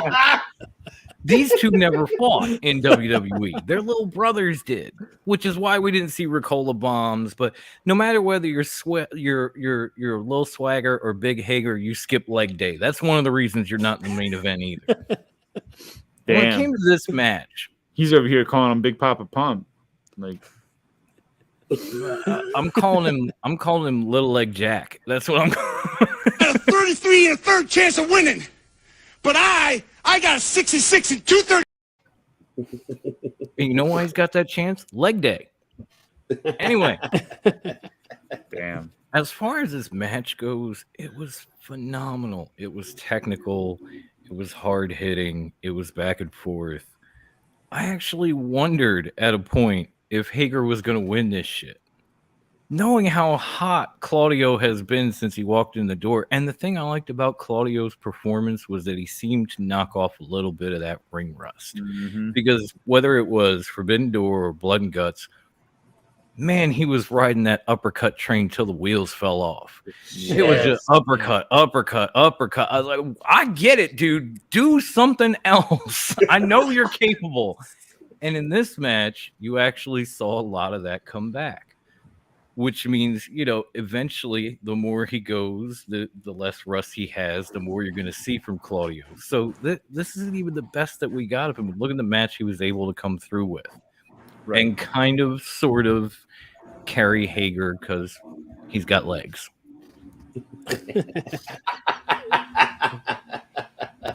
I love it. Thank you. That's damn, bro.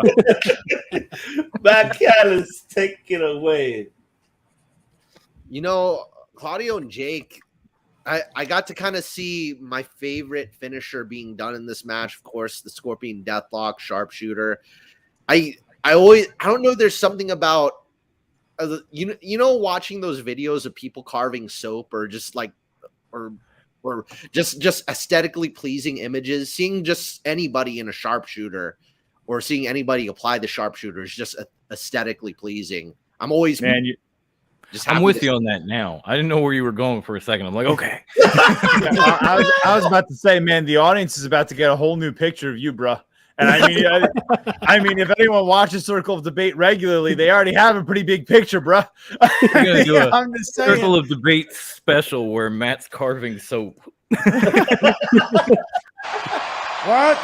ASMR videos, or like anything where next week for ice sculpture. Yeah. Delicious noodle. No. Oh no. What the hell did you just say? I thought we said we weren't going to say our hookers' names, guys. Come on. To this day. Matt wasn't here for that. He jumped in late, remember? Oh, okay. Very true. Put that fishnet over my head again, like last time. Oh, Jesus. Like in the episode 69 when Oh my god. Episode 69 was a special treat for anyone that has not gone back and watched episode 69. Go back and watch that. Go back and watch that shit. Go watch that shit right now. I had like some pins hanging off my face, all kinds of stuff. You had a lot more. Never mind. Go back and watch. Okay. Not now, but like tomorrow. No, stay with us live and then go back tomorrow. I'm overall happy to see the sharpshooter anytime from anybody. Anybody could apply it. I don't care who it is, and who the sharpshooter's being done to, And I think one of the first videos I ever saw of Cesaro Claudio was like, okay, who's using the sharpshooter now that's active? And then somebody told me about it, and then bam, I looked that up. So any chance? And then like another, if you guys want a bigger picture of me, one of my favorite countries is like, I'll actually fulfill that order. One of my favorite countries is Switzerland, so, Geneva's one. I've been to Geneva and it's a beautiful city. I don't know which city Claudio's from. So I wouldn't mind him giving me a tour of Geneva as it is now. It's been a minute. I haven't been back to Geneva since I was 14. So, but I'll leave it at that. I'll leave it. He's from Lucerne, but I can't remember. Lucerne, very cheesy city. A lot of great cheese. Much wrestling knowledge clogged in my psychotic brain, but I'm pretty sure that's where he's from. Delicious cheese from Lucerne. He probably makes the best fondue. It's some great love. Really? Oh, really? It's some great motherfucking cheese. Yeah. Okay. That's right. I gotta try it. That's right. This one, we're almost close to the main event, but this one, I gotta give it to Serena Deeb. See, I think all of us here can say we've been fighting for the women's division in AEW for quite some time already. Yeah. But this is one of the main reasons why. This is the first time we ever see Anna Jay go over than 3 minutes. This match lasted quite some time. And kudos to these two women because it did get the fans somewhat intrigued. In the beginning, it didn't. But then we did see more.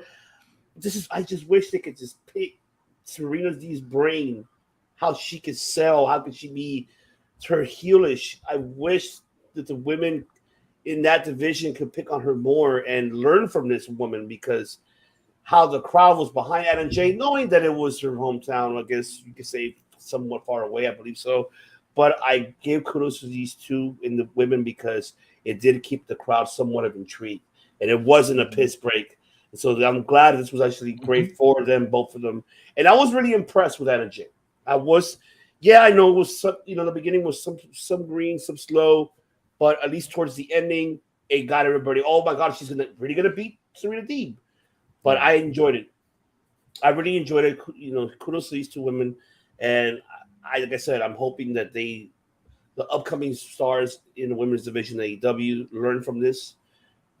Watch this match again over and see how Serena sells towards the crowd and got them invested. So kudos to these two women. Facts, so that's right. Yeah. So I'll take it to you, De Niro. Take it away. Yeah, I enjoyed this matchup. Serena Deeb is great, and I feel like the women in AEW should pick her brain, like you said.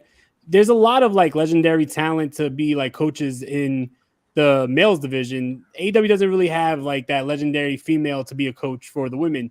So like having someone like Serena Deeb on your roster still active, like it's only perfect. Like you can learn more by being in the ring with her. So I think that for sure, like booking her with younger talent like Anna Jay, who I believe is like just like 20 or something, like she's going to learn a lot being in the ring with somebody like Serena Deeb.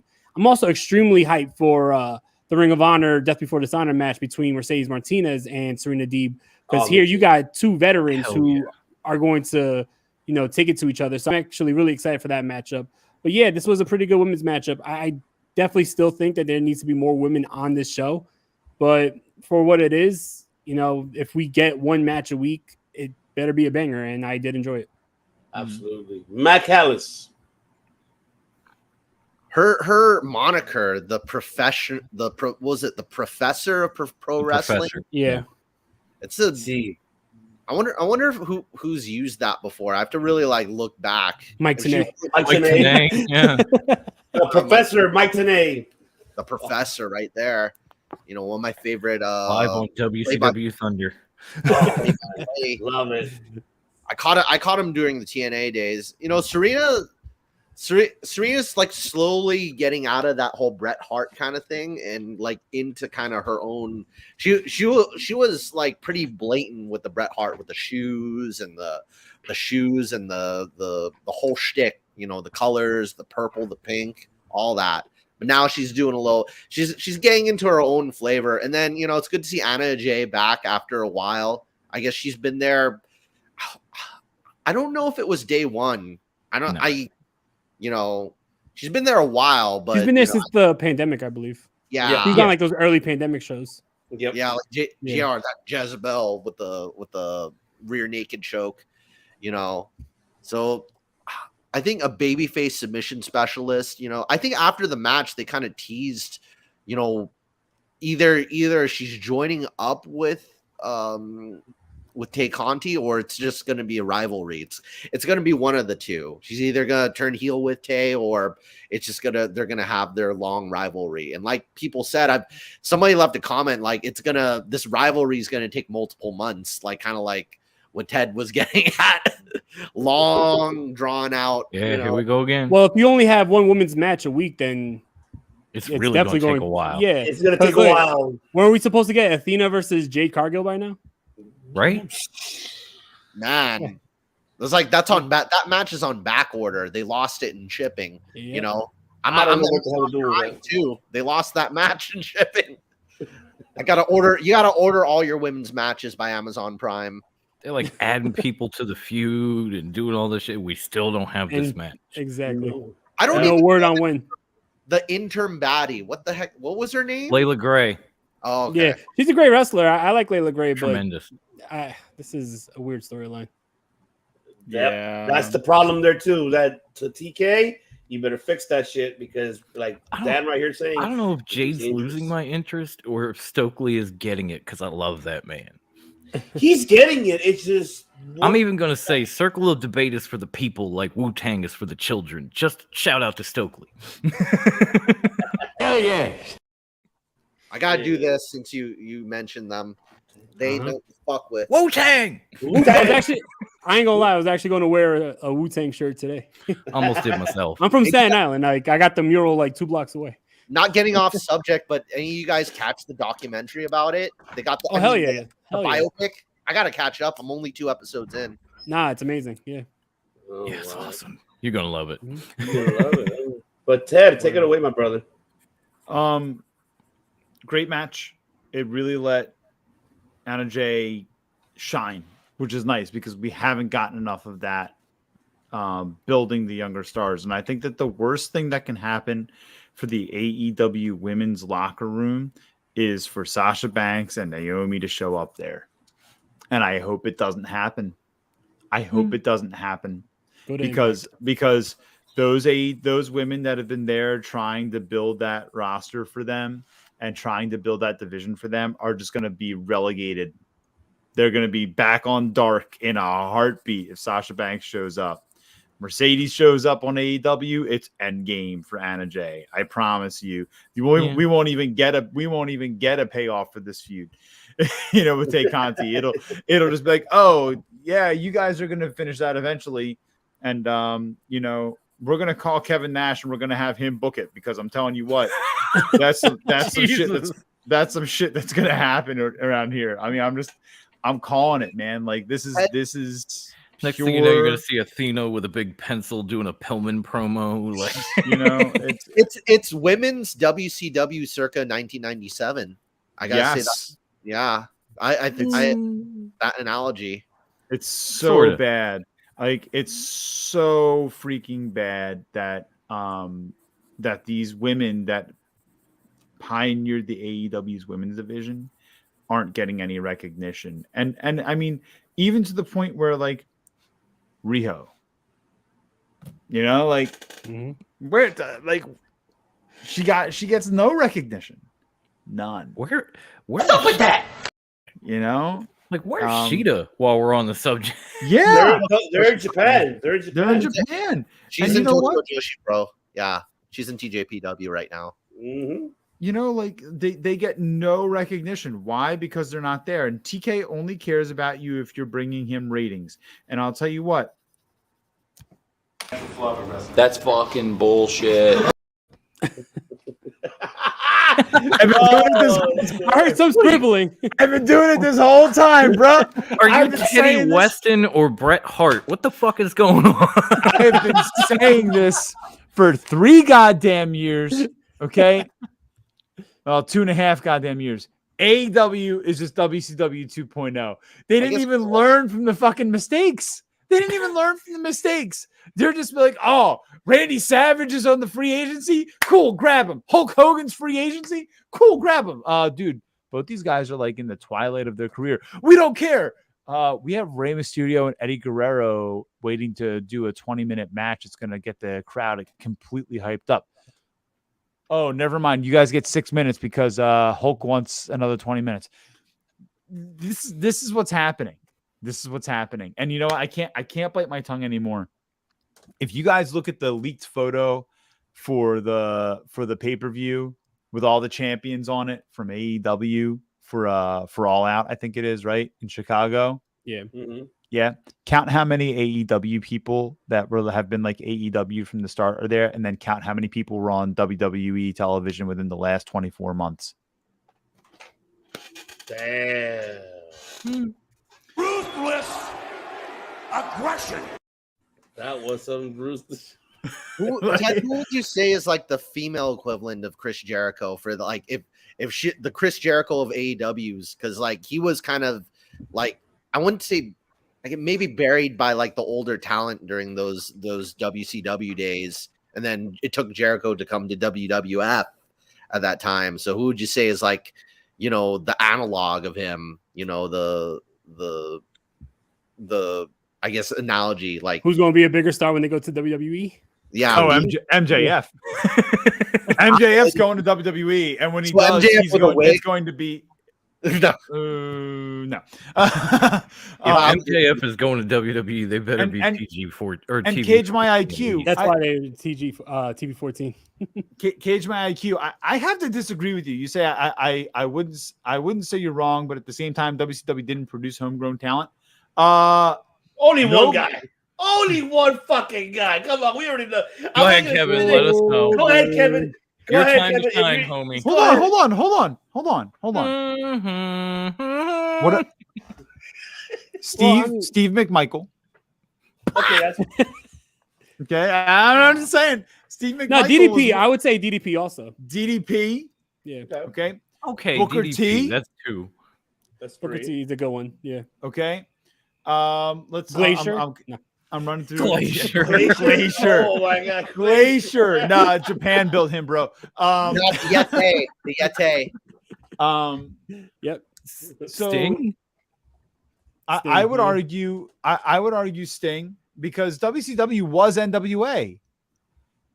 You have to remember WCW wasn't WCW. WCW was the NWA, and and the same guys that were booking WCW when they built those guys were the same guys that were booking NWA, and NWA just ran out of money, right? So WCW built those guys, okay? And yeah, you're like, oh well, you've named 2 people or 3 people, and AEW has 5 or 6. Yeah, but what are they doing, bro? What are the people from AEW doing? You know what they're doing?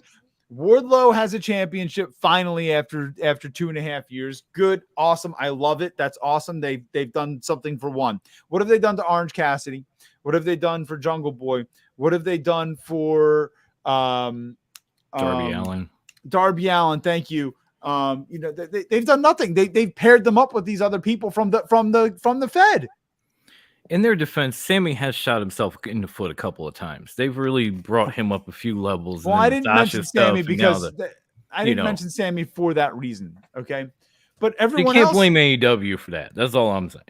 But the thing is that they did this for everyone. The only people that have gotten over in AEW that weren't in the Fed are the Bucks and Omega and Paige.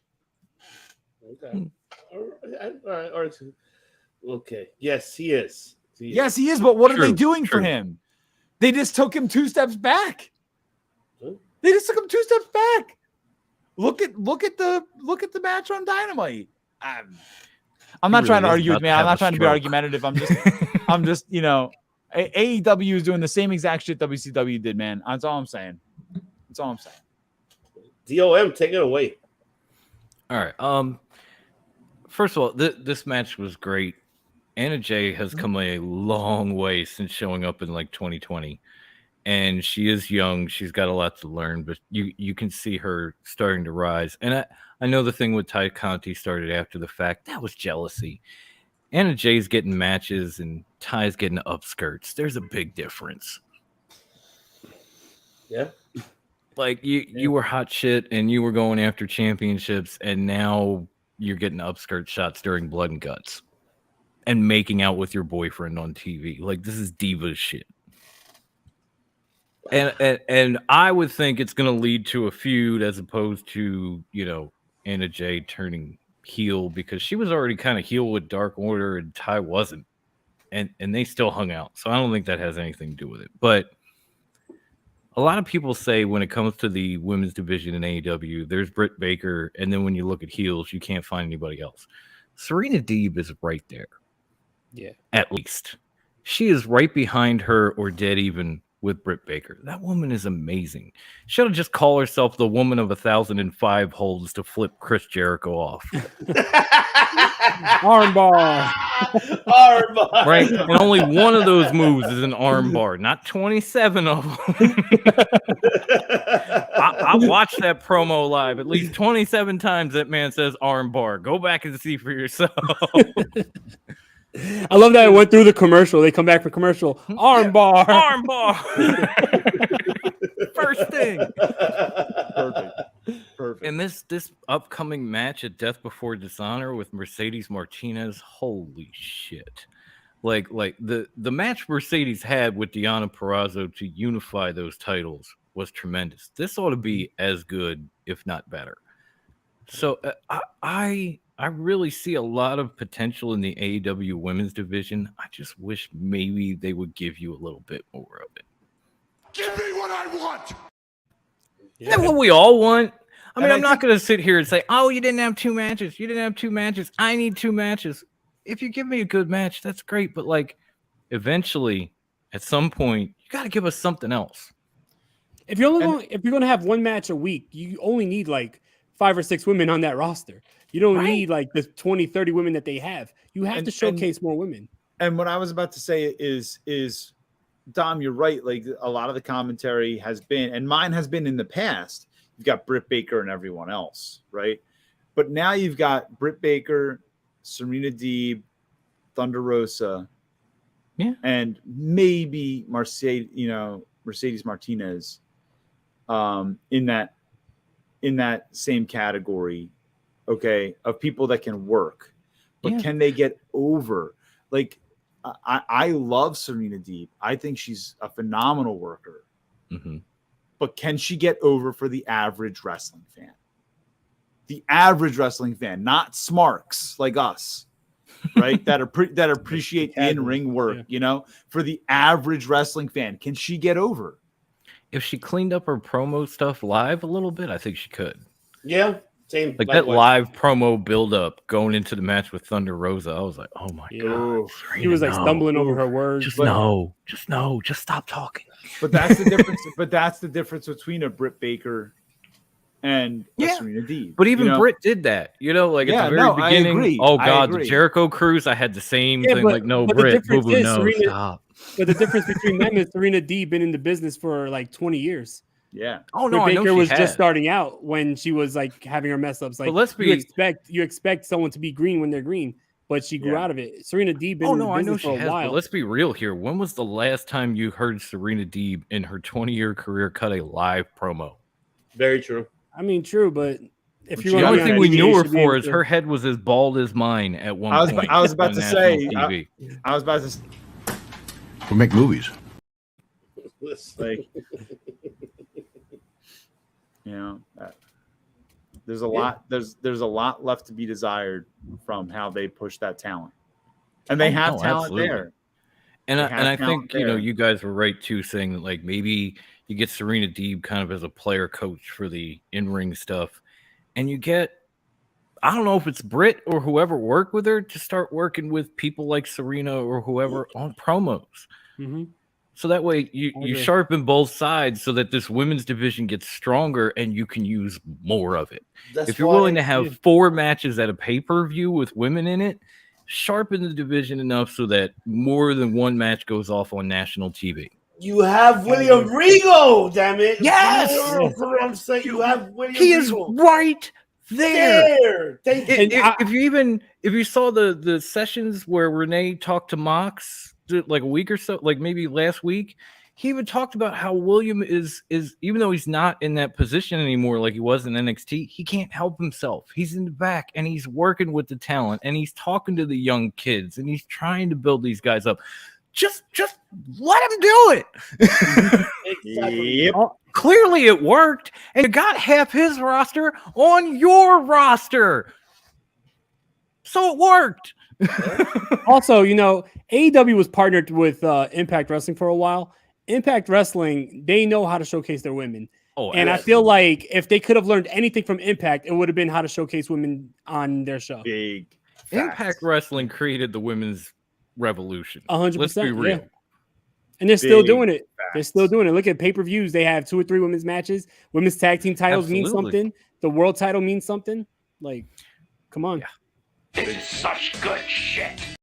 It is Still waiting on that WWE Women's Tag Tournament. Yes. That's not going to happen. That's not going to happen. That is not going to happen. Those titles are gone, bro. Yeah, those titles are. No, I know they announced right after the whole Sasha Naomi thing that they Oh, were I going to have know, a but those tournament. titles are gone. And that was what, a month or 2 ago? Those titles They are in haven't the acknowledged it. those It's titles are in gone. the warehouse with all the other props throughout the years. Yep, they're in the warehouse. Right there in the They're- archives, man. They're right next to the gobbledygook costume and the giant egg. All right, they're there, brother. It's gone. It's gone.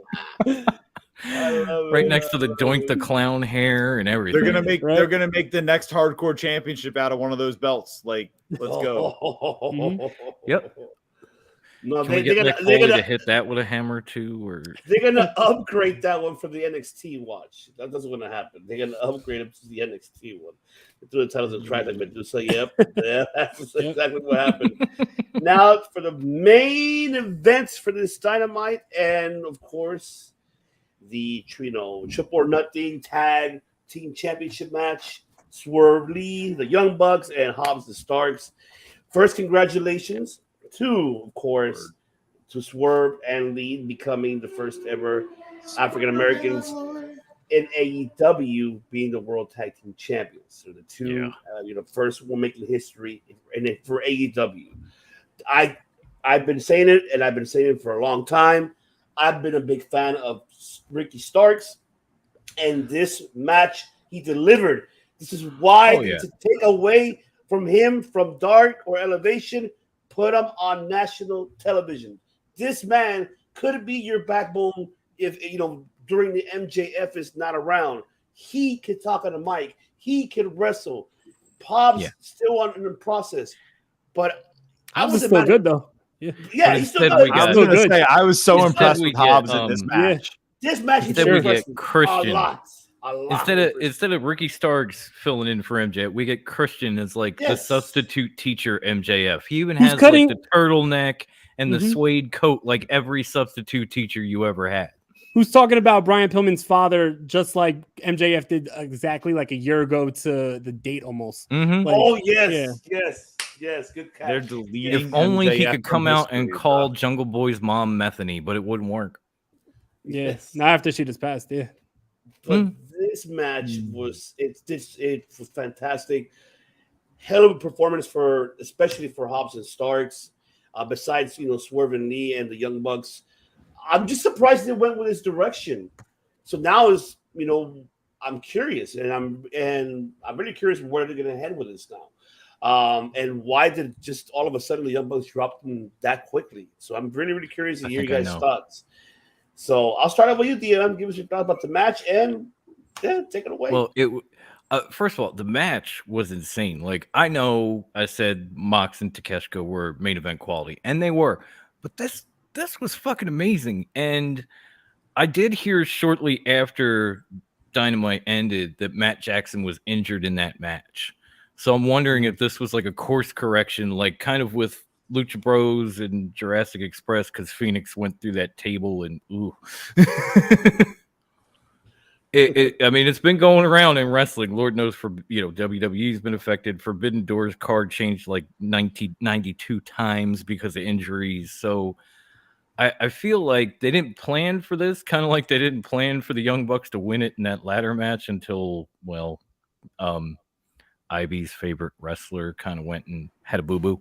But yeah, that could be it too.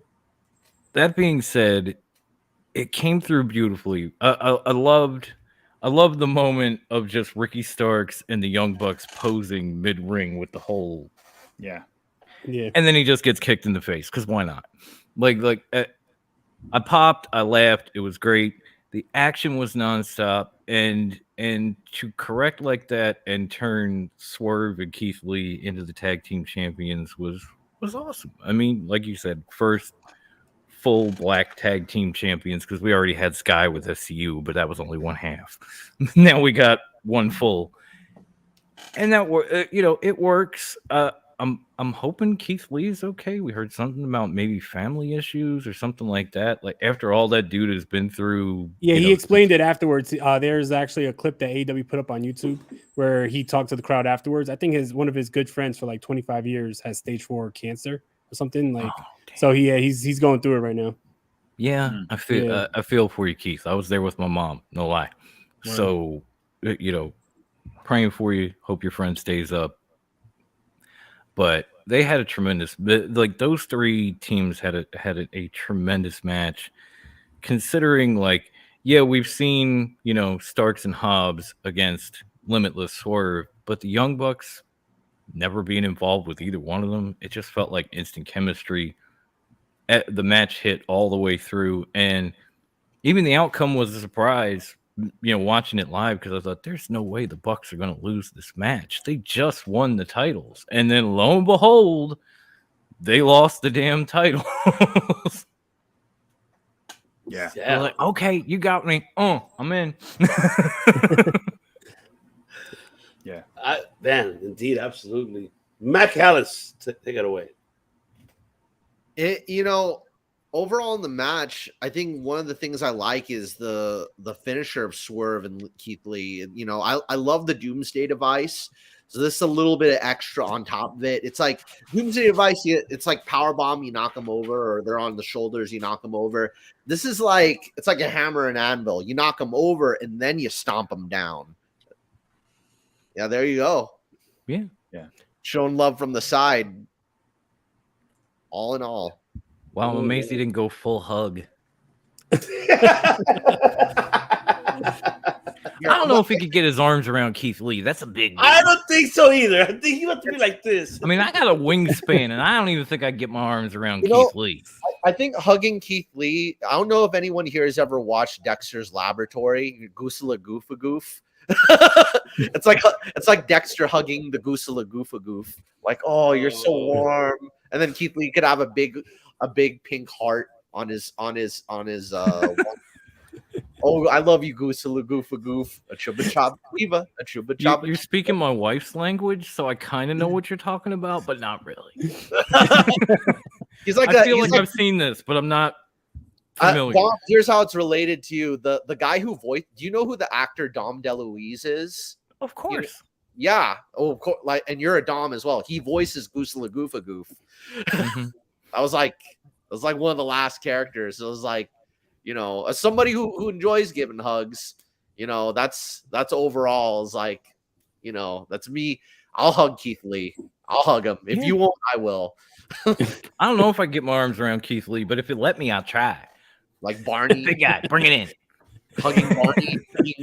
Hugging somebody in the stuff that the animal outfit at Disneyland. You know, if it was Hobbs and Starks coming out with the win, I wouldn't be disappointed either. You know, they've been around a minute. I bet they've been around a minute and they put in a lot of work as well. You know, so like Bucks retaining, I would have been a bit disappointed because it's just like, what are you gonna do? You know, so you know, I think that's the only outcome I wouldn't have liked. So just the newer teams, more or less. I think the only thing is like when it's not like a permanent tag team, that's the only other kind of other thing when they don't have like that team theme and all that. That's the only kind of like I'd say downside to it. Yeah. And I gotta say, the only thing better than Limitless Swerve's finisher is what Dan brought up. Swerve moonsaulting off Keith Lee's chest. Oh yes. Oh my God. Like, I don't know if you could do that with many men, but you can do that with Keith Lee. He's big enough. And you have to do that early on in the match. You can't let him get too sweaty because he'll slip right off. Could you just like Matt Seidel. Yeah. Oh, absolutely. God, I love that moment. Hero, take it away, my brother. This was a great main event. Like Dom said, like it was a great main event. And you had to be good because the other matches on the show, there was a lot of good matches on the show. So if you're going to main event the show, you have to go all out. And I think that all 6 men did. They all had time to shine. Everyone had good spots. I love the spot where they were, I think it was Ricky Starks and Nick Jackson were both like walking the top rope. Yes. And like they met in the middle. That was pretty dope. But yeah, I'm really happy for Swerve and Keith Lee. I just don't know like if this is going to last long because even in this match, it looked like there was going to be a moment where Swerve was going to turn on Keith Lee. So I don't know if this. Yeah, so this might not be too long. I also was surprised. I thought that the direction for maybe All Out would have been Young Bucks retaining and then going against FTR because I know they've been teasing a third matchup. So especially with FTR holding like all the gold, like having FTR going for the AEW gold at this point would make sense. But I'm intrigued because I like the unpredictability of Swerve and Lee winning this matchup. And like Matt said, I wouldn't be mad if it was Ricky Starks and Hobbs also because they've been putting in work. They're a great tag team. They have great chemistry with each other. And I think that, you know, soon enough, they should be tag team champions. Man, the only thing I don't like about Powerhouse Hobbs is I can't get his damn music out of my head. Just the intro, right? As soon as I hear it. Yeah. The next morning, I'm leaving to take my wife to work, and in my head in my head, 12, 16 hours later, I'm hearing powerhouse. God damn it! It's like you're eating your mashed potatoes and your chicken breast. It's like powerhouse. Powerhouse. That's fantastic. It just That is gets fantastic. stuck. It's subliminal. I don't know what it's about, but I can't get it out of my head. Like Matt said, I'm eating dinner tonight. Like powerhouse. Num num num num num num num. Ted, take it away, brother. So a couple notes on this match. First of all, echoing what everyone else has said so far, this match was a banger, right? It was so fun to watch. Mm-hmm. It was a great combination of car crash wrestling with just enough spots to make it palatable, while at the same time giving you some great power move stuff from Powerhouse Hobbs and from Keith Lee. These guys all working together really made everything about this palatable and put it over for me. One of the things that put this match over for me was I couldn't get over how much better Taz is on commentary when one of his people is in the match or when his people are in the match. When he's than invested. Yeah. when compared to Corey Graves, right? Because all I can do is like whenever Corey Graves is talking about Carmella, he's going on and on and on. All I want to do is mute my television because I don't want to hear it anymore. Yeah. Whereas Taz putting over Team Taz is phenomenal. He does such a good job of playing in and out, knowing when to push his guys and when to credit the opponents to make his guys get shine later. It added so much to this match. That commentary added so much to this match. Taz's hype and passion. With Corey, it's cringe. Like you can almost hear the announce table rising as he talks about Carmella. Just Yep. Absolutely. Hobbs in this match, I think this was his coming out party. He really got his time to shine in this match. Keith Lee gave him all the shine, and it was beautiful, right? Just by being able to go chest to chest with Keith Lee and be able to stand up after taking a shoulder tackle from Keith Lee, that puts him over. And the Hobbs frog splash. The frog splash. Oh my God. Because, oh my God. Yeah, the lowdown and then that moment where he's like the spine buster stack where he just he's literally corkwooding these motherfuckers. Just Keith Lee, okay, Matt Jackson, sure, Nick Jackson, whatever. Beautiful. I mean, I know we talk a lot about Ricky, but Powerhouse has come a long fucking way. He's come so far. I loved the finish. I got worked on the finish, so I was happy with it, right? Like, and again, I said earlier on the show, when we get worked, that's why we're wrestling fans. We want to get worked, right? So we want to be surprised by the outcome. We don't want it to be ultra predictable. In this case, I got worked. I was very happy with it. To speak to points made earlier about the Hardys making their boo-boo, Jeff making a boo-boo. I think the Hardys were always going to be transitional champions, just to say that they had been AEW Tag Team Champions, because making the Hardys AEW Tag Team Champions makes the AEW Tag Team Championships mean more. Yeah. Right? Yeah. Because the Hardys have held them. And so I think it puts the Hardys in a new category too, because like teams like the Dudleys have pretty much held every championship. Right. They haven't held the AEW title. Right. If the Hardys have, they've held damn near everything else and that. Right. Exactly. And this felt like the Hardys storyline, but the Bucks took it over. Exactly. And so I think the only thing I want to end with here is I wish they wouldn't have even mentioned FTR on commentary, because FTR feels like the more important tag team right now.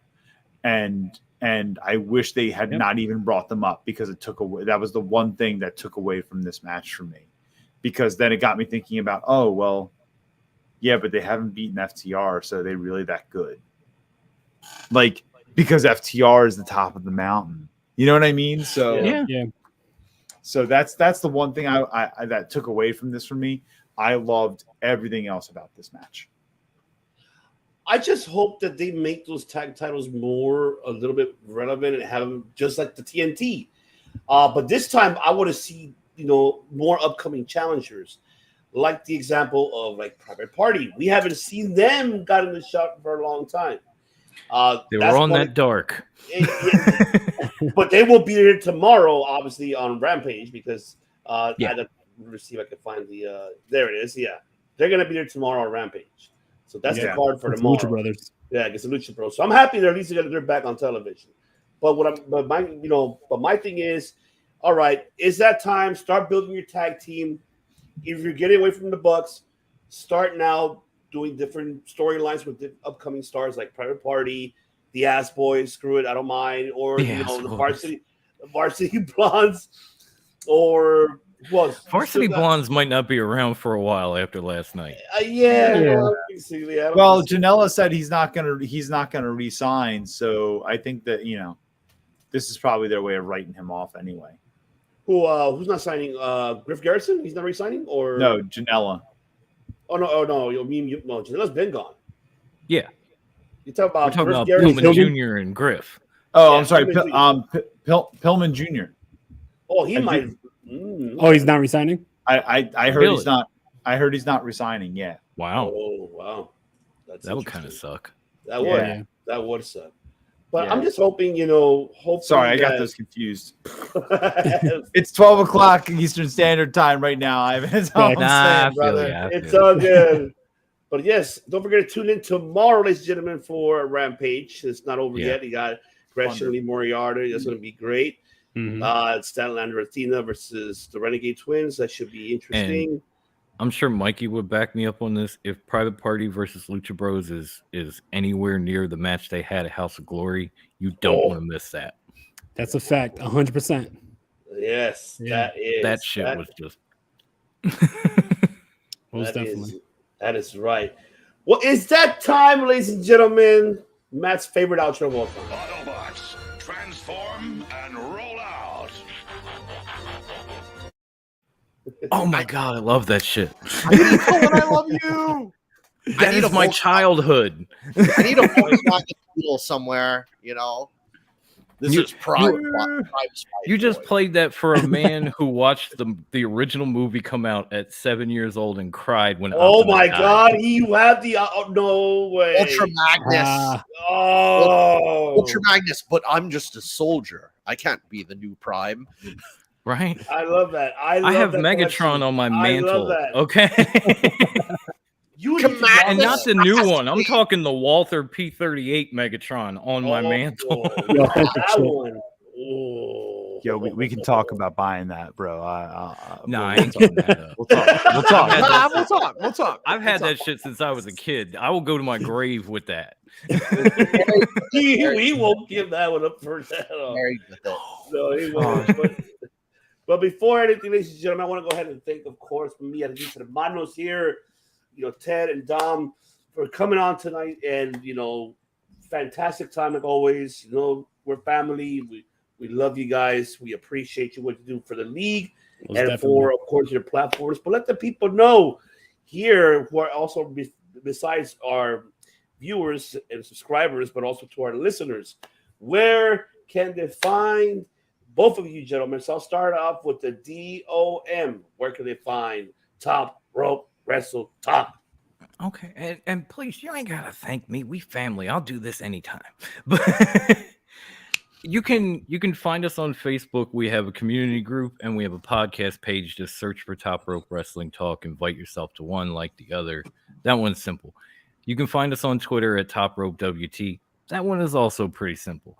You can always catch us on YouTube. We will be live tomorrow night at TRWT parentheses a Fox Den John.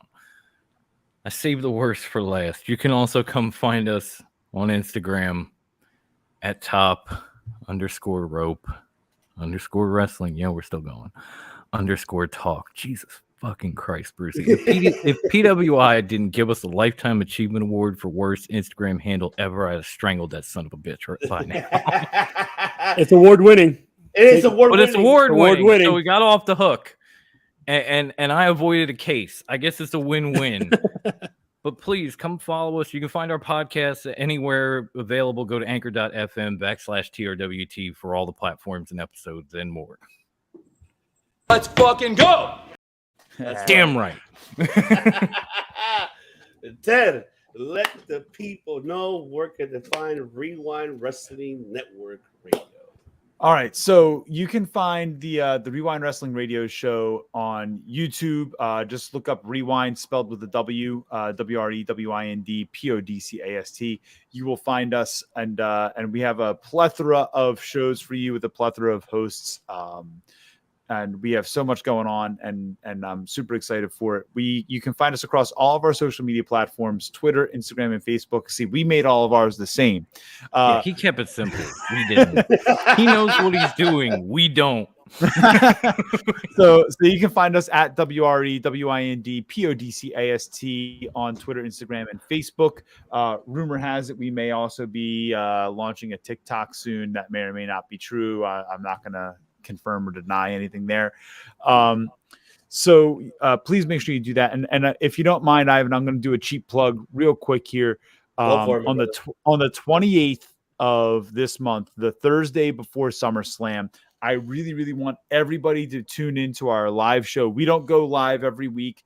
We go live, for the big pay-per-views to do our prediction shows, but we have a huge groundbreaking announcement to make that night. We are super excited about it. We have crossed the T's. We are now dotting all the I's, which is why we're holding off on every aspect of this. And we're going to make a huge announcement on the SummerSlam show. And we also have a huge sponsorship announcement to make on that show, which I'm excited to bring to everybody. So, I've got so much going on over there, and I want everyone to come be part of it. Please come join us. Subscribe to our YouTube page and help us out there. And we would love to have you guys in our comment section and in the chat during the live show. Right. Do you understand the words that are coming out of my mouth? Exactly. Ain't nobody understand the words coming out your mouth. Coming out your mouth, man.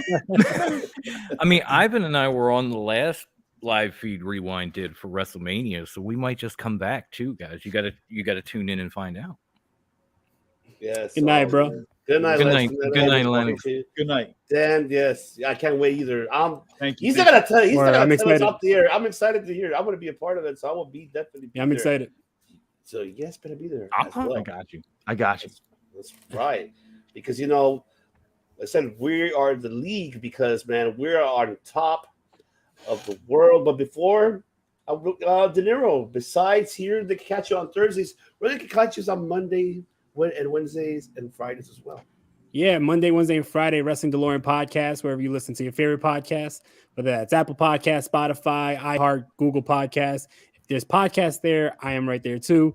Follow me on Instagram at Wrestling Delorean Pod. Follow me on TikTok at Wrestling Delorean Pod and on Twitter at W_Delorean Pod. See, I got an underscore in there too, Dom. So don't worry. You got one.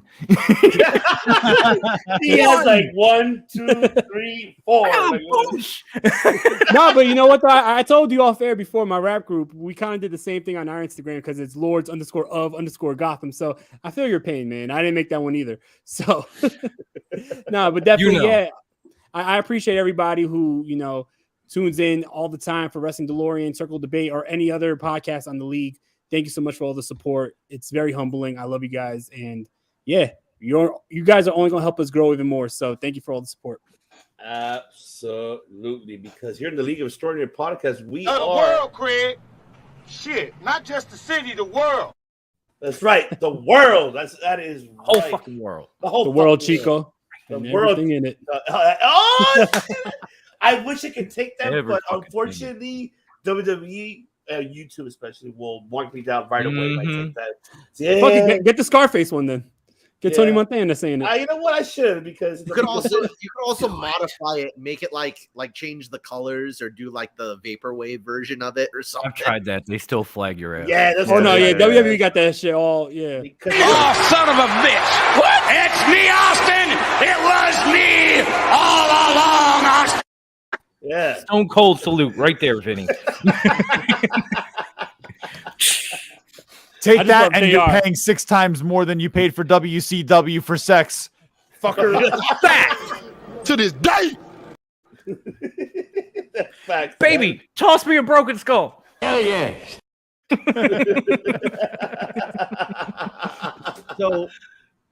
So everybody's good nights is reminding me of Animaniacs. It's another old cartoon. It's just like Beethoven's like, I'm a famous pianist. Good night, everybody. Like shit like that, you know. Yes. Yeah, you can find me on Instagram, Ongaku no Mari. That's Ongaku_D. I'm guilty of it now too. I just recently You changed it. Why? I can't even find you. Yeah, yo, I tried to tag you in something. I'm like, where the fuck is he? Did he block? Yeah, where is I'm fostering more Japanese now, so I don't want to just be MGC whatever. I'm making mine more different, so whatever. Let's embrace our underscores, everybody, the same way Tony Khan embraces all of us. I can only hope to win an award because for my that shit underscore. looks like he's gonna land in jail for harassment, bro. Like, let's go. That's a fact. You already see wrestlers start to give him like the stiff arm a little bit. I'll hug him. I'll hug you, Tony Khan. But yeah. Oh shit, Claudio. You could tell, like, when he hugged Okada was like, why the fuck are you doing this? Like, you saw his face, he was like, give him like that awkward side hug. I'll hug Okay, Okada. buddy.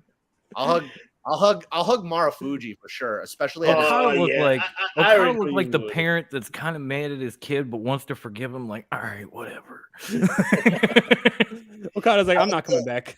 Hey, you know, I forgot to plug in the director as well, because he will be there too. That's right. Tomorrow he will be at the incarceration, and he's actually in Ohio as we speak, and he will be performing opening right there for night one for Korn, Papa Roach, 3 Day Grace. He's right there, Fate Destroyed, ladies and gentlemen. If you are going to that event, make sure you catch Fate Destroyed, because the director, he's be doing some crazy shit like this.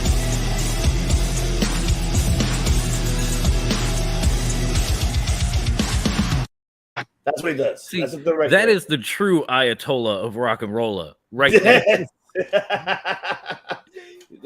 Boom. Not gonna lie, Fate Destroyed is fucking awesome. Like, I listen to their music and Amen. good shit. At me all you want. I said it. That's not just me being, loyal to Chris. Like, they got good shit. I love it. That's right. I'm with you. That's right. But yes, ladies and gentlemen, once again, thank you so much for tuning in all for our audio platform listeners as well. Para toda la familia que escucha en español, a Latinoamérica, muchas gracias por escucharnos aquí en el Cerco de Debate. Saludos a Nicaragua, Ecuador, Colombia y México, Salvador, Honduras, a toda Latinoamérica, Brasil. Muchas gracias por escucharnos y gracias por todo el apoyo, el amor, y no se olviden que suscribir a nuestros hermanos aquí a Top Rope Wrestle Talk, suscribir a su canal de ellos, y también a mi hermano Ted, Rewind Wrestling Radio Network. Vayan a suscribir a ellos. Se habla español ahí también, so they, we can translate, puedes transcribir.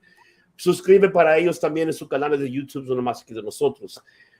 Y más para otra vez, muchas gracias, saludos a todos y por apoyándolos y dando todo el amor aquí en el Cerco de Debate y toda la familia de la Liga de Extraordinaria Podcast que somos nosotros. Muchas gracias por el apoyo y los queremos mucho. And of course, choose to everyone, to all of our European listeners. Thank you so much for tuning in. And shout out to the Philippines, because they've been watching more of Mr. Maraming MGC. salamat. Maraming salamat. So, anything else you want to say, Mac Ellis? Yeah, I'll just leave it at that. But is it time, Ivan? It is time, because what the hell are we doing in the League of Extraordinary Podcast? What does Top Rope Wrestle Talk? What does the DeLorean does? And what does Rewind Wrestling Radio Network and Circle Debate do? Tell them what we do. We don't just what? Tell them. We don't just make podcasts. We make the Goosela Goofa Goof. We make history. Will over and over. make Over and over. history Over and over and over.